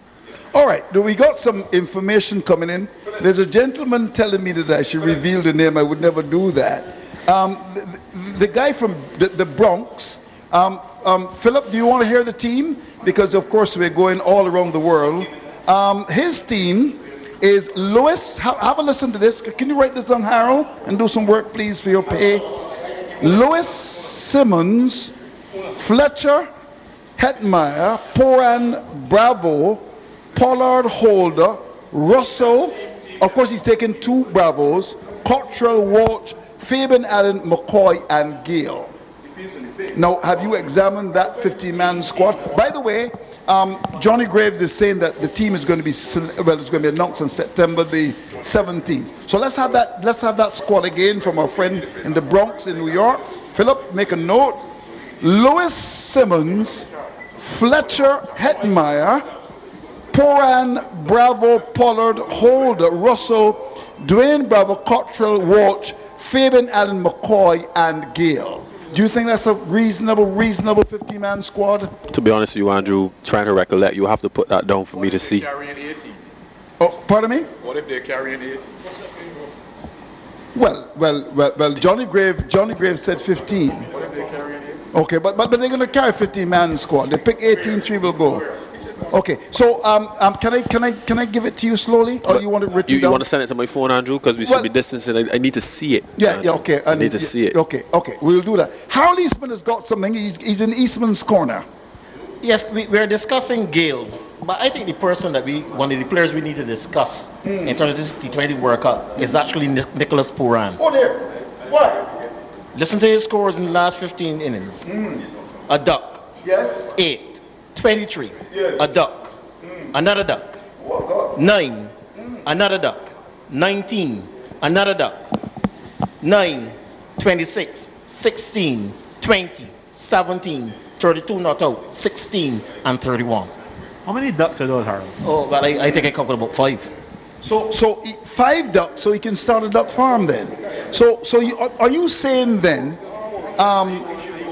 Jamal, that is he an obvious selection for you, Jamal Smith? Well, those are Harold's words. No, Harold's in terms of considering him again.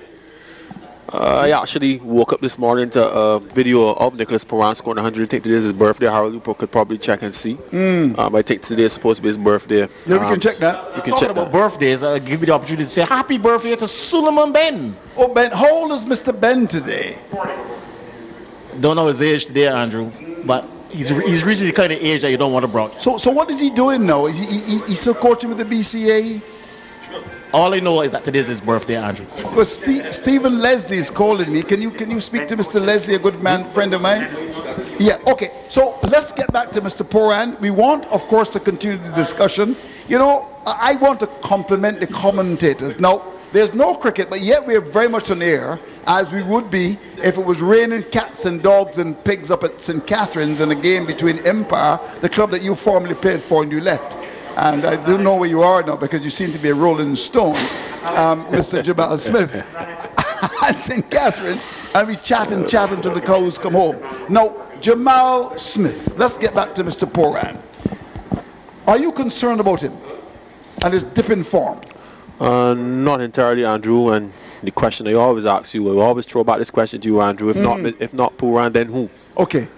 So let's analyze another player. Let's analyze their domestic performances, whatever we have. If we put them against Mr. Pooran, then I can give you an analysis. No, Keith Hole has been taking an awfully long time to eat that meat roll from Crumb's Bakery. So it's amazing what Keith is doing. Keith is on the phone talking to Trevor Clark, I would imagine. He's also eating a Crumb's Bakery meat roll and is also having some public juice. And his phone is not as clean as it should be. All right, now, ladies and gentlemen, please send us your WhatsApp at 253-4679. We want to hear from you. Would you take Christopher Henry Gale to the World Cup? Philip Hackett, come forward here, my friend. Philip, should we be discussing this in terms of Mr. Gale? Of course, you have a show called Anything Cricket, is it? Is that the correct pronunciation? What was it called? Is it? We know of In Swing, and we know of Mason and Guest. Not in that order, by the way. No stretch of the imagination, because there's no comparison. But this is an aside. How's my friend from the wicket? Well, in terms of the order would be Anything Cricket, Let's Talk. Anything Cricket, Let's Talk. Okay, sorry about that. Yeah. But by the way, before we talk about Gale, I mean, how is it going? Because I note with interest that you've got a king on as a main analyst there, the treasurer of the BCA. Well, royalty is really what it's all about. But yeah, Anything Cricket, Let's Talk is going quite well. It's actually continues to grow and attracting lots of attention. I would think that you have Anything Cricket, and then you probably have, there may be a distance, a few lengths, but you will then probably have Mason and Guest. And I think sometimes you've got to... I think you need to get the order right though, Philip. Well, but the point being that I think you've got to what you say, pay your dues. Yes. So I think it seems that you've been paying your dues for quite a long time, Philip. You're not a young man anymore. No, I'm not talking about Anything Cricket, Let's Talk. Just kidding, man. I'm talking about the in swinger. I think that has not started to take effect. No, I think it's in swing. You need to get the name right. In swing, Pedro Agard, 7 o'clock, a very interesting time on a Monday, competing with TV, I think. But of course we'll speak to him because he may need some help. Wonderful man, Pedro Agard. I think I brought him into the commentary as well. But that's the thing about it. In terms of Anything Cricket, Let's Talk, there's no real competition. But to get back to the point that you asked me about Chris Gale, to be quite frank, I don't fully understand the debate about Chris Gale. Why I say that? I believe that in this region, not only in relation to cricket, in relation to many things, including cricket, we have what I call a get rid of mentality. So therefore, we have something, whether it be the 11 plus exam, whatever, we have something. And we get to a point where there's this great call to get rid of it. And you know, I sometimes I have to wonder if I'm really Barbadian, because that's not my mentality at all. I believe that you need to have something that you believe is going to get a job done, a particular job done. All right? And if you have that, then you need to infuse that. You need to get that into the whole operation so that it can influence the operation. All right? What do we have, or who do we have outside of the current squad of players? Okay? Who we have, who we think can replace Chris Gale and do the things that Chris Gale has done over the last 15 to 20 years. If you look within the squad, Chris Gale has players in the playing 11 who can only dream about the things that Chris Gale has already done. What Chris Gale showed a few matches ago is that even if he can be destructive once in every 10 or 15 innings, you've got players who've been playing 3, 4, 5 years, Andrew, who have never done even what he did the other day. So, yes, you can get rid of Chris Gale if you want to get rid of Chris Gale, but the reality is, who do we have to replace him? Philip. Now, just before I hand over to Jamal, some years ago there was this big call. Well, let me not say a big call. Some years ago, those who had the decision to make decided to get rid of Shivran Chandapal. Now, I'm not saying that Shivran Chandapal should still be playing. That's not the point. The point is, they were in such a hurry to get rid of Shivran Chandapal that they could not even take the opportunity for 5 minutes to say thank you to him. I asked Jamal, I asked you, I asked Keith, I asked all the experts, I asked the fans up there. Who has replaced Shivran Chandapal? No, my question Shivran Chandapal was a victim of the get rid of mentality. No, hold on. We have no one in that class even now. But hold on. When should we relieve a player? Okay, that's an easy one, Andrew. You remember some time ago, Brian Lara had the record, I think it was a record at the time. Desmond Haynes got some runs, I think Lara broke it. And he had the most runs in the regional first class season. Right. But could not get into the West Indies side. He may have played a match before that, but he could not break into the side as a regular. Right.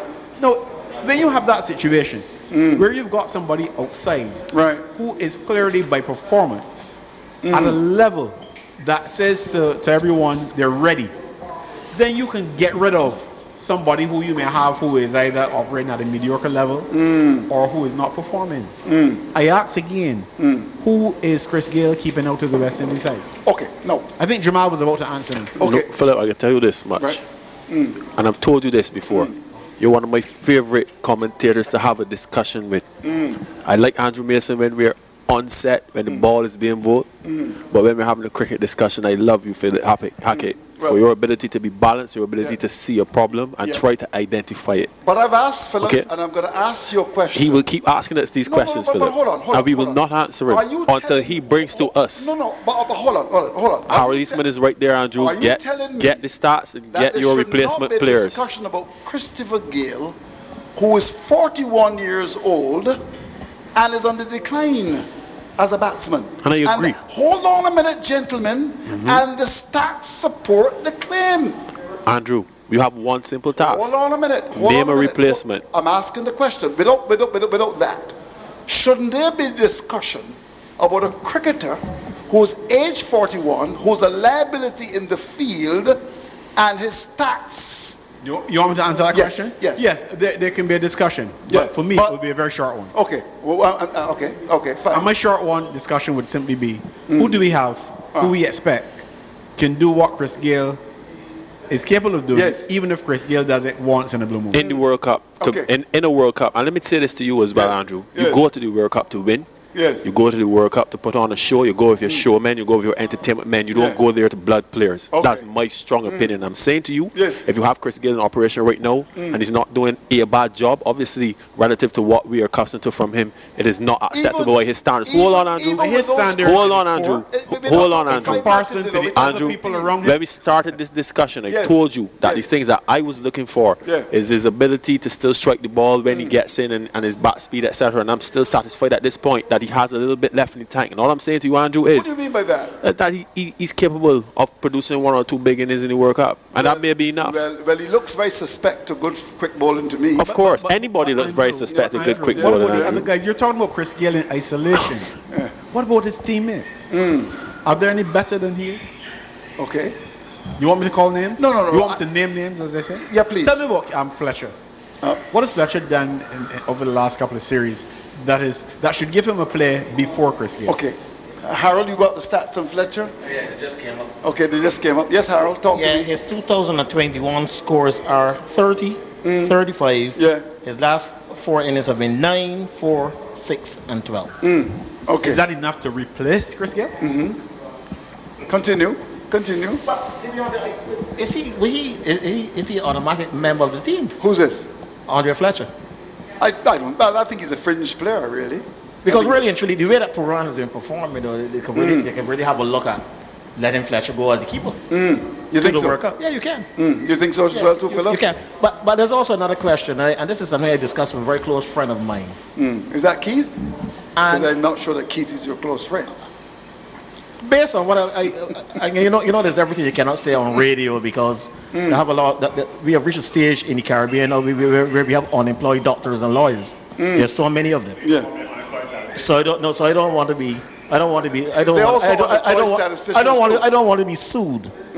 But I haven't seen a direction in the West Indies team under Pollard's captaincy. That you don't like. And just be careful with your language. And I'm asking the question. Be careful. I said it to a friend of mine. I personally think under this team management that we have here. Yeah. I hear what I said. Under this present team management, I feel that Jason Holder is going to struggle to go to the World Cup. Jamal, I certainly think that way. With the amount of all-rounders that we have in the team. Do you have Jason Holder in your World Cup squad? I have him in my squad, but I'm not certain that Pollard and Roger Harper would. Okay. Jamal, do you think that Jason Holder will make it to the World Cup? Andrew, I'm prepared to say this. I do not pick squads. I analyze cricket, and I analyze cricket when it's being played. Yeah. All of the suspicion, is just pure semantics. So that's my contribution to that discussion, Andrew. Andrew, that is my contribution, Andrew. Jamal. Andrew, that is my contribution, Andrew. I analyze cricket when it's being played. Level of debate, sir. No, I'm not raising it. I'm not raising the level of debate, Andrew. I'm asking you a question. I'm not raising the level of debate, Andrew. As I asked you in relation to Christopher Gale, and you gave a definitive answer. Is that right, Mr. Hackett? Beaumont, a teacher? I give you an answer, Andrew. I give you an answer. I do not pick squads, Andrew. I do not pick squads. Well, we're not picking us. I'm asking squads. I'm asking you. Okay, let me put it another way. Do you think that Jason Holder may struggle to make the squad? Based on what evidence? No, but I'm asking you a question. I don't think there's enough evidence to support that, Andrew. So then you're saying to me that you don't think he's going to struggle? I don't think so. There's not enough evidence to support. So we're getting somewhere now then, Jamal. You come with these little... But Andrew... So you're saying... So can I quote you based on what you said? Can I quote you to say that you believe that Mr. Holder will make the squad? I'll be honest with you, Andrew. The last time you quoted me, the only thing I didn't get was death threats. So let's stay away from quoting me, Andrew.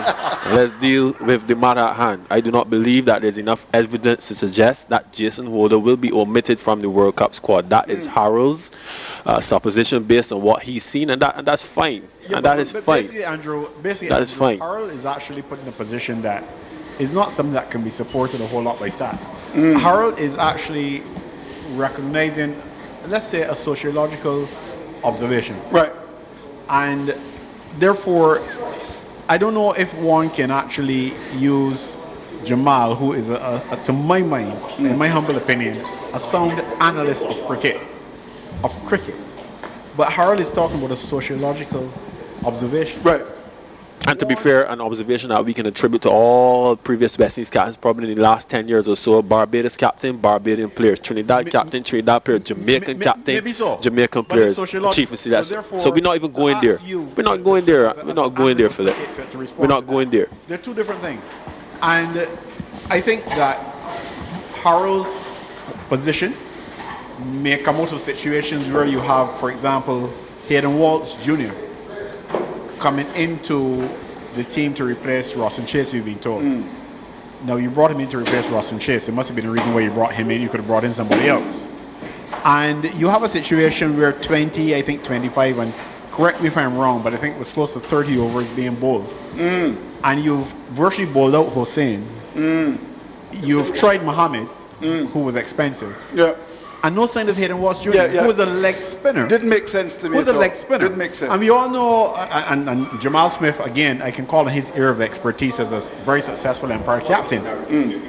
A leg spinner is, I wouldn't say a gamble, but they're very attacking, but they could go for runs. We're talking about the previous game, right? Yeah. So but I would have said that many times. Spinners. Yeah, but I would have said that. You want to get your leg spinner in at a time where he can be effective, and if he isn't, you can pull him out. Philip, you know what? I don't think we worked together in the last game, or probably very limited. So I did make that point. I actually made it in my post-match analysis with Andrew. When we think, yes, so I did say that I felt there was a missed opportunity. These are the reasons why I believe Harold and others, because what Harold has said is Harold is not singular in that by any stretch of the imagination. So therefore, I'm not saying Harold is right and anybody is wrong. I am simply pointing out what has happened.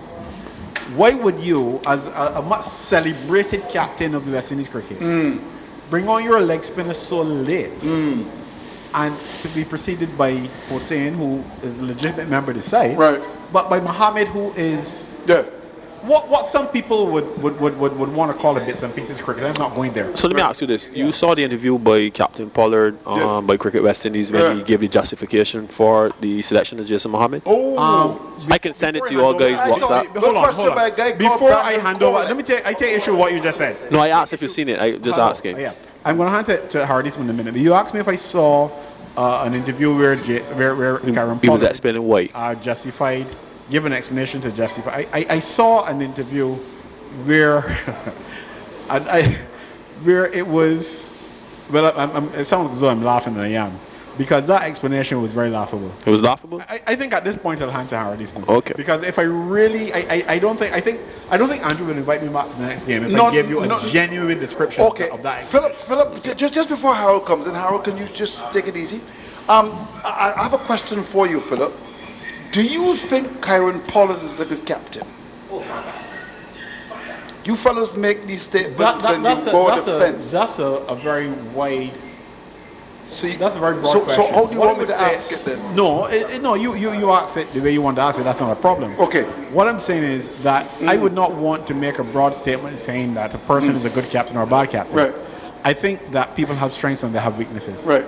And Pollard clearly has a number of strengths as captain. Could you explain them? Some of the strengths? Yes.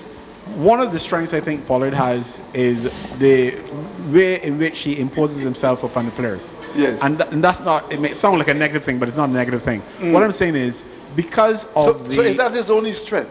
No, I'm not saying that. Because you said strength and weaknesses. I said one of his strengths. Okay, but can you explain them, Philip, please? But I can do that, but I don't know if I can do that all at once. Okay, so do I need a pen to write these? No, I'm not going to attempt. I'm not going to attempt to explain all of Kieran Pollard's strengths and all of Kieran Pollard's weaknesses in this, what should I say, ad hoc type situation. It's not ad hoc at all. When I say ad hoc, you heard in Antigua. No, I said ad hoc. Ad hoc from the point where I am not sitting down thinking about it. Take it. So what I'm saying is, so if I had to do a presentation tomorrow on Kieran Pollard, I would sit and I would think about it. I would look for supporting evidence and so on. Right. I haven't had the opportunity to do that. Fair enough. So I will simply say at this time that he has some strengths and weaknesses. One of the weaknesses Howard appears to be alluding to, and that is really where the problem comes. All right, that sometimes it is difficult to understand some of the selection policies. Yes. And that basically, and not only selection policies, but some of the strategies that one may see on the field. That may be one of the things that concerns me. But I'm not going to get into it. To my mind, to say that a person is a good captain or a bad captain at this point is a bit simplistic. Okay, hold on. No, it's not. It's not. Let me ask a question, Philip. Just before could you give Philip back? Harold, you get your time. Patience is bitter, but its fruits are sweet. Have you ever heard that, Harold? Patience is bitter, but its fruits are sweet. Have you ever thought of being a poet, Andrew? Not at all. No, talk to me. Yes. Harold is very upset with me. He called me this morning at 5 o'clock. That's another matter. Andy, I want to ask you a question. Andrew. Don't be bothered by the fact that Harold is upset with you. Harold is upset with just everybody at some point in life. He was upset with me about half an hour ago. Oh my golly. Just take it easy, Harold. No, I want to ask you a question because you talk about simplicity. Hold on, Harold. Take your time. Yes. No. The question I want to ask you, do you think that Pollard is tactically a good captain? As I said, I think that Pollard has some strengths and some weaknesses. Right. Pollard has been in the job of leading the West Indies now for what? Close to 2 years? The white ball for maybe close to 2 years. And I believe in development. It's not something that is celebrated or recognized a whole lot in the region, because we tend to believe that what a person is today, that's what defines them. I don't necessarily buy into that, and maybe that's because of my background in education. So I believe that whatever Pollard is today, he can be better tomorrow.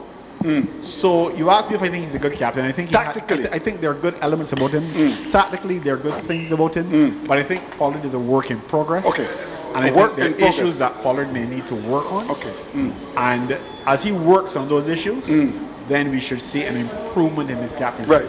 If he decides not to work on those issues, then that would be unfortunate. Okay, fine. All right. Jamal, no, because the word simplicity came into it, and therefore I asked a direct question, which I think is very relevant. I'm asking you if you believe that Pollard, having seen him, Pollard has not started to captain the West Indies today. He's been in the job for about a year or two now. Maybe about a year or so. So he's had the experience. If he's tactically a good captain, I think that's a reasonable question. Do you think he's a tactically good good captain, Jamal? Tactically? Okay, Andrew. I will attempt to answer this question if you will allow me to construct the argument. Keep my mouth closed. I believe that Pollard has tactical prowess about him. I think he does things that are not the norm, but I find at points and sometimes in games he probably would go too far in that execution of it. But he has this bravado about him as captain that you have to admire, and he's a leader, if we're being very honest. He's leading his men, and he has his own mandate, and captaincy is very subjective as well, Andrew. So you can only expect a captain to captain basically from his perspective. So I have to say that from Pollard's perspective, the way how he marshals his troops, etc., how he tries to keep his team together, and as Philip rightly said, the way how he commands his presence with his teammates, one could argue that on those basis, he's a pretty good leader. Tactically, again, tactics is subjection. You may see something that I may not see, or as we agreed upon, Philip, that possibly that he could have introduced the leg spinner. We're not going to delve into the reasons why and go into the conspiracy theories on why that happened. But he's known to do these sort of things, if I'm being very honest. Sometimes he just does something, he loves to go for his helmet, run at short legs to the mid-off, try to create that extra bit of pressure or that illusion. So on that basis, I can say that he's a relatively good captain. He's a guy that tries to, insert himself on the game, and he tries to get his team to follow. What I would say is that the information base in the West Indies team right now, the T20 team that is, with Bravo, the likes of Bravo, Chris Gayle, and along with Pollard, I think that is a very good machinery as far as tactics is concerned. So obviously the backroom conversations, etc., and then the plans going forward, as long as they're executed, I think there's a lot of benefit in that for the overall T20 team, because I find we tend to get caught up with thinking about just the West Indian bravado or their power. They're power hitters, they don't bat many dot balls, etc. But there's some subtle varieties in there in terms of their T20 tactics that you have to admire, particularly when you see Dwayne Bravo in operation, for instance. You know what he's about, he has his plans about him, and Pollard himself as captain obviously has some good plans. And Philip and Andrew, this is something we'd like to educate you guys on. There's some few placings we like to call high percentage few placings, whereas the bowler knows for a fact that if he bowls this particular ball 8 out of 10 times or 9 out of 10 times, the likely result is a dot ball or a single. Those are things we strive for in modern day cricket. Like for instance, Philip, as you would know, the wide Yorker, for instance, with say 4 men on the offside, and no cricket playing without a cover. I share a funny joke with you, Philip. I remember I was captain CCC here, and I didn't have a cover since Shane Dowrich was batting, and a guy in the stand, Shane Dowrich was batting, playing Barbados, was being decimated. And I took out the cover, I had 4 men in the leg side, 3 out wide, made wicket saving still, had the man on the 45, had the man on the 45, and someone shouted and said all his years of coming Kensington, he never see cricket play without a cover. Well, that was only in 2017, but my point is a particular tactic used to achieve a desired result. So obviously, a batsman may have to come across and play a dink or whatever the case may be to get the boundary that he's looking for. But what I'm saying is that there's a consistency in the tactics and the plans. I know people have stressed a lot that Puran has done a wonderful job, but one has to ask, how much of his plans and how much of his game sense and awareness has come from benefiting from conversations with said Pollard, Bravo, Gayle, and how much guidance he's got on the field. And I saw Dwayne Bravo at many points speaking at mid-on. I had purposely done speaking to Obed, McCoy, etc. Remember, there was an over in particular, we both 6 slower balls.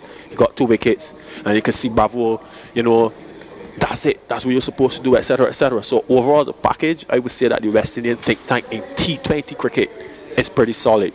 I go back to Darren Sammy again, and I clearly remember Darren Sammy in interviews pointing out that at times on the field, different people are leaders.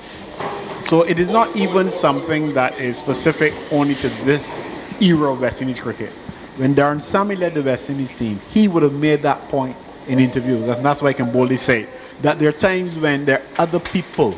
He's a captain, but there are times when other people are leaders, and that is the same type of situation to which you just alluded. And what's significant, Philip, is that those guys, some of those guys will still be left over, the residual effects, as it were, from the last World Cup into this one, as again the likes of Gayle, Pollard, Bravo, etc. So again, the tactics, for me, certainly as a cricket observer, are pretty clear. I understand for the most part the bowling plans. I mean, again, when Pollard gets something in his head, you see him run with his helmet, he makes a change that no one is looking for. Sometimes he takes to the ball and bowl it himself. That's the type of captain he is. So you have to budget. But here's where people will, like Harold and others, would probably be concerned. Let's say concerned. You know the old saying that justice must not only be done, but it should be seen to be done. So there are people who would have a difficulty with Hetmar, who was pushed into an unaccustomed in recent times, that is, opening role in an international game. Being left out of the squad that was announced for today, the team that was announced for today before the match was suspended, okay? When you consider that Hetmar, Puran, and Hope would probably have been the brightest prospects that we've had over the last 3 years in the white ball format. And Jason Mohammed, who in his last 12 one-day international innings, his highest score is 18, and who would have been spanked around the ground the other night in 3 expensive overs. It's difficult for some people to accept that Hetmar was the one to give way to Hope. And I think that is the type of situation that would put a cloud on the captaincy of Kyron Pollard. Well, there may not be a moral justification for that, Philip, just on looking at it at face value. And again, I'm not making any excuses for Pollard. I'm not trying to come up with too many theories, but let's think about this. There's a saying in cricket, sometimes you give a guy an opportunity to fail. I want you to understand this, so it could actually go both ways. We do not know what's inside Pollard's head, so we can't equate that to him just obviously. I agree with you completely. So it's not a definitive thing where we can say Pollard was wrong. What I said was, if you listen to me carefully, that it is probably one of the things that would influence skepticism. Which is from fair. People like Harold. Which is fair, but that's why I asked you if you listen to the interview for the justification, because it seemed to me. I thought that comment about the justification was rubbish. But no, it seemed to me that it hinged on the fact he noted Chase as well, and he said that he was looking for somebody to bowl a couple of overs, a spin, probably 6-7 in the innings, and play that extra spinner role and a batter. And I'm not saying that Jason Mohammed is the best exponent of that, but just perhaps, Philip, I would have preferred Pollard himself, who has found the knack of picking up wickets, to come and bowl his trundlers. To be the extra bowler, so to speak. And a player like Hetmar, who, apart from the issues surrounding his fitness and I don't know, some people may question his attitude, but certainly you can't question the productivity in terms of the numbers. And I would have preferred, I thought that would be more acceptable to John Pollard. There's no doubt that Hetmar is possibly the most talented batsman, certainly in his age group now. So, sometimes the non-selection of Hetmar leaves you a bit bemused. I raise my hand totally. I'm one that believes that he should be playing all formats of West Indies cricket, irrespective of the fact that he will be a little bit rash at times. I'll go further, sorry to jump in here, Jamal, but I've got to jump in when I remember the point. The all format thing, when Hetmar was playing the all format situation, I felt it was a bit too much. I felt that you were throwing too much to this young guy. It's not a question of if he's good enough or not. It's a question of the messages you send. And if you send a message to me that I am it, and you can't play this cricket without me, and I'm a young guy, 20, 21, 22 years old, I may interpret that message in a different way to what you would want me to interpret it. And I never really felt that a young man should have been exposed to 3 formats when the great Sagari, the Richards, and all those greats we had never had to deal with that. Okay, 3 formats that clearly have 3 different ways of approaching cricket. As an educator, and I always tend to go back to that. I can apologize for it, but I don't know if I should. But I think I understand how people learn, how people develop because of my experiences and training in that area. And I always felt that that was very risky. And I think that is part of the whole Hetmar issue. Philip, if you want to look at it like that, but to be very honest with you, again, across all three formats. For me, again, as a cricket I observer, agree with you that he is capable of playing I think three he's formats. capable of it. But it's a question now. We're looking at the psychological aspect of it now and how you go about developing that. I honestly think So I agree with you that he's capable.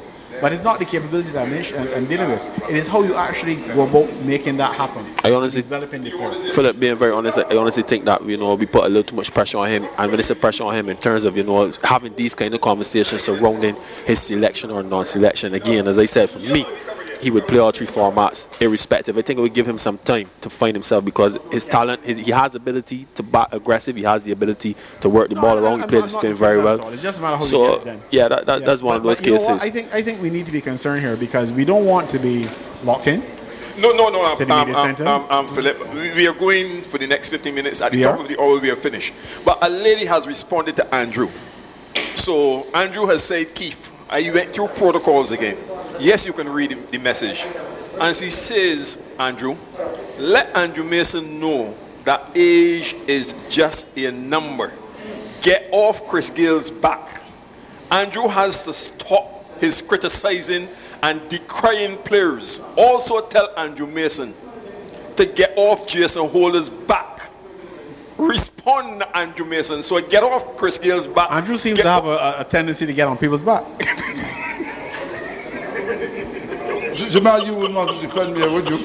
But I'm eating, so I can't respond to the lady because I'm having something from crumbs. In the meantime, since you were giving updates, Jamal, on the 100 victory for the Oval Invincibles by 9 runs over the Manchester Originals at the Oval today, 145 for 8 the Oval Invincibles. As we take a quick look at the full scorecard, we've been giving updates all along, so it's only right to give the completion. Top score of 49 from Sam Billings. Billings faced 30 balls, 4 fours and 2 sixes. Jason Roy at the top got 20 from 12 balls with 4 boundaries. And then towards the end, Tom Curran, 29 not out, with Tom Hartley taking 2 for 24.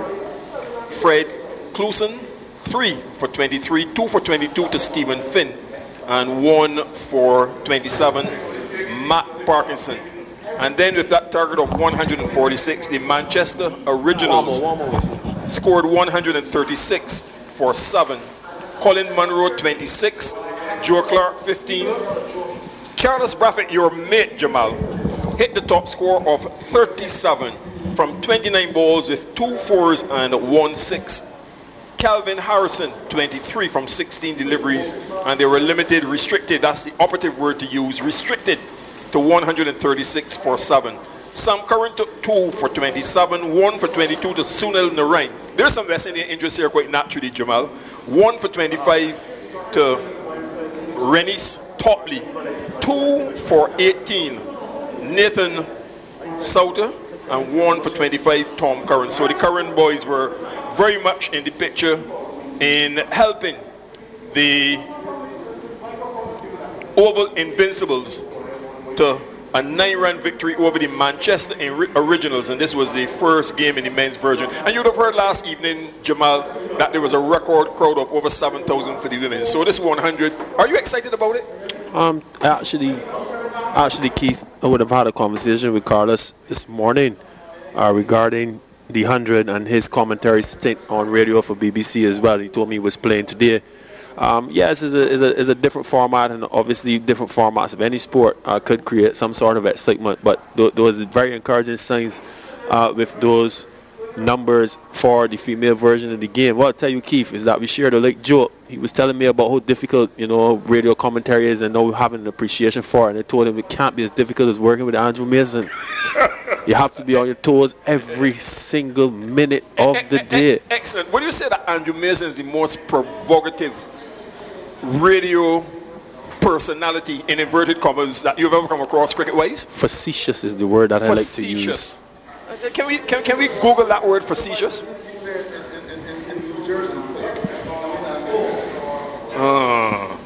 What are they saying? Andrew, you can take the cordless mic. I find it difficult to read anything on your phone. I think it's the time you change it. Well, it's an S6, and I bought it in 2015.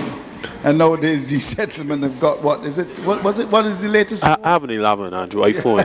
You have an 11. Mm-hmm. But there's someone all the way, they listen to you in New York, they listen to CBC Radio, and they're quite happy with the broadcast. We're going to wrap pretty soon because, of course, we've got the 5 o'clock news coming up.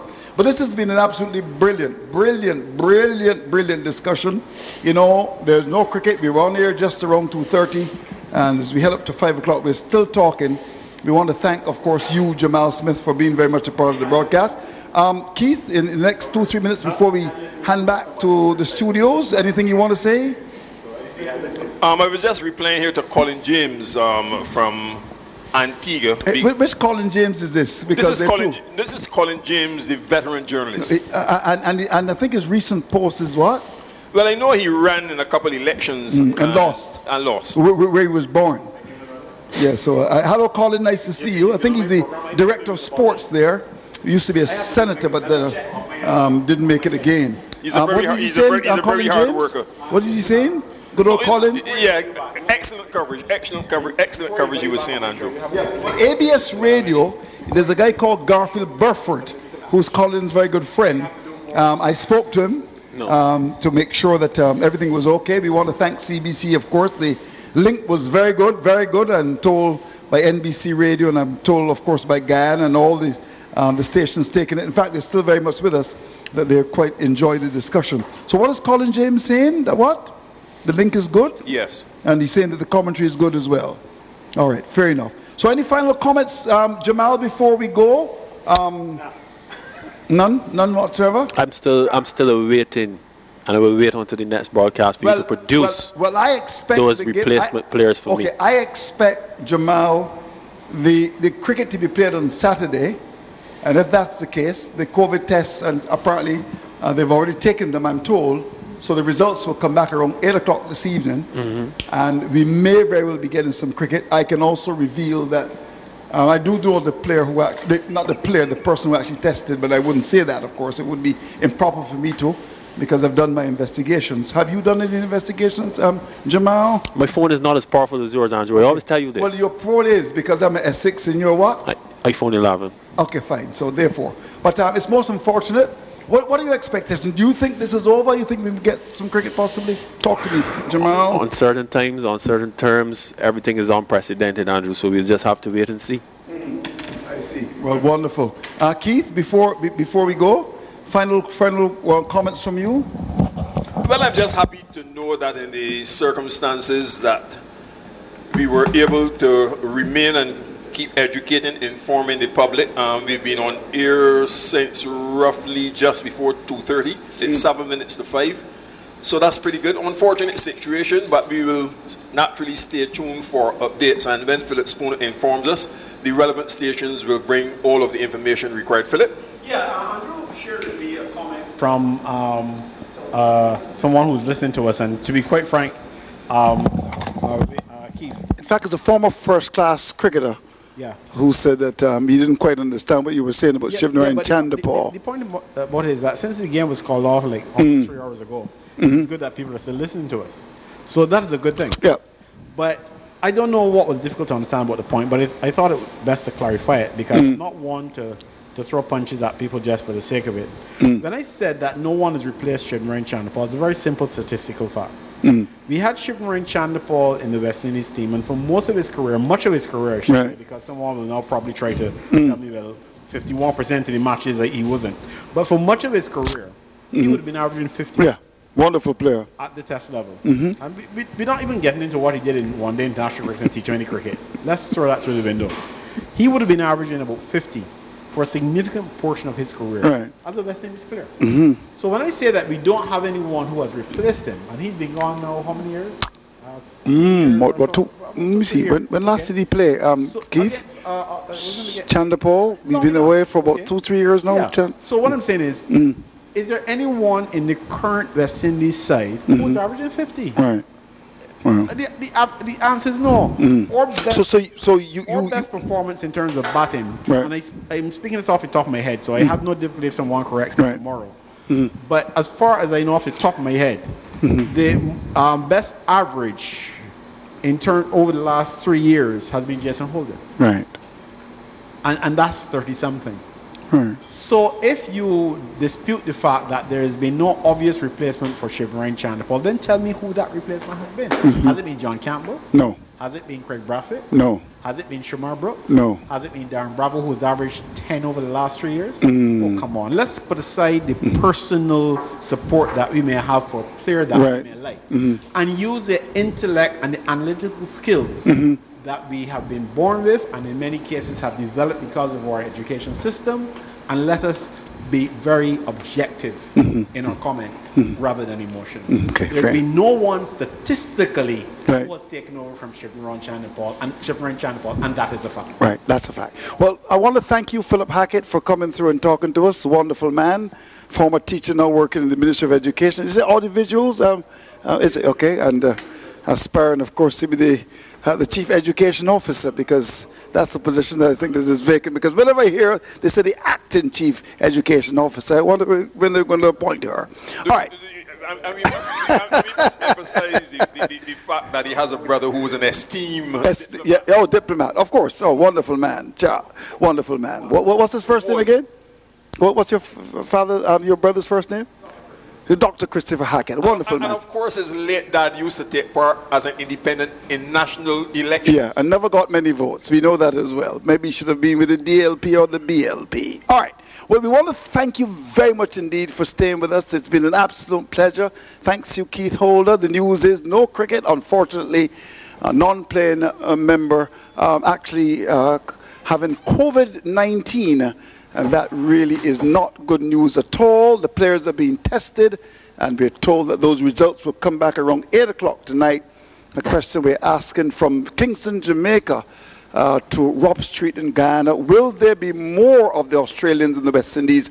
I really do not know. But we want to thank the entire team. Keith Holder, good man, of course, with over 30 years experience. Philip Beaumont Hackett, who's been with us as well. Jamal Smith, wonderful young man. In my view, one of the best young analysts anywhere in the world. We also, of course, want to thank Roland Butcher, the former England batsman, the first black man to play, West Indian black man to play for England. Always a pleasure. And, of course, Harold Eastman, who stormed out of the backs, very angry about something we don't know why. We want, of course, to thank Michael, the love man, Sobers, for being very much a part of this broadcast. We want to thank you for listening, the WhatsApp messages. We want to thank Crumbs Bakery, LED Lighting, Andrew Mason, on behalf of the entire team for the final time, saying goodbye from the region's Mecca.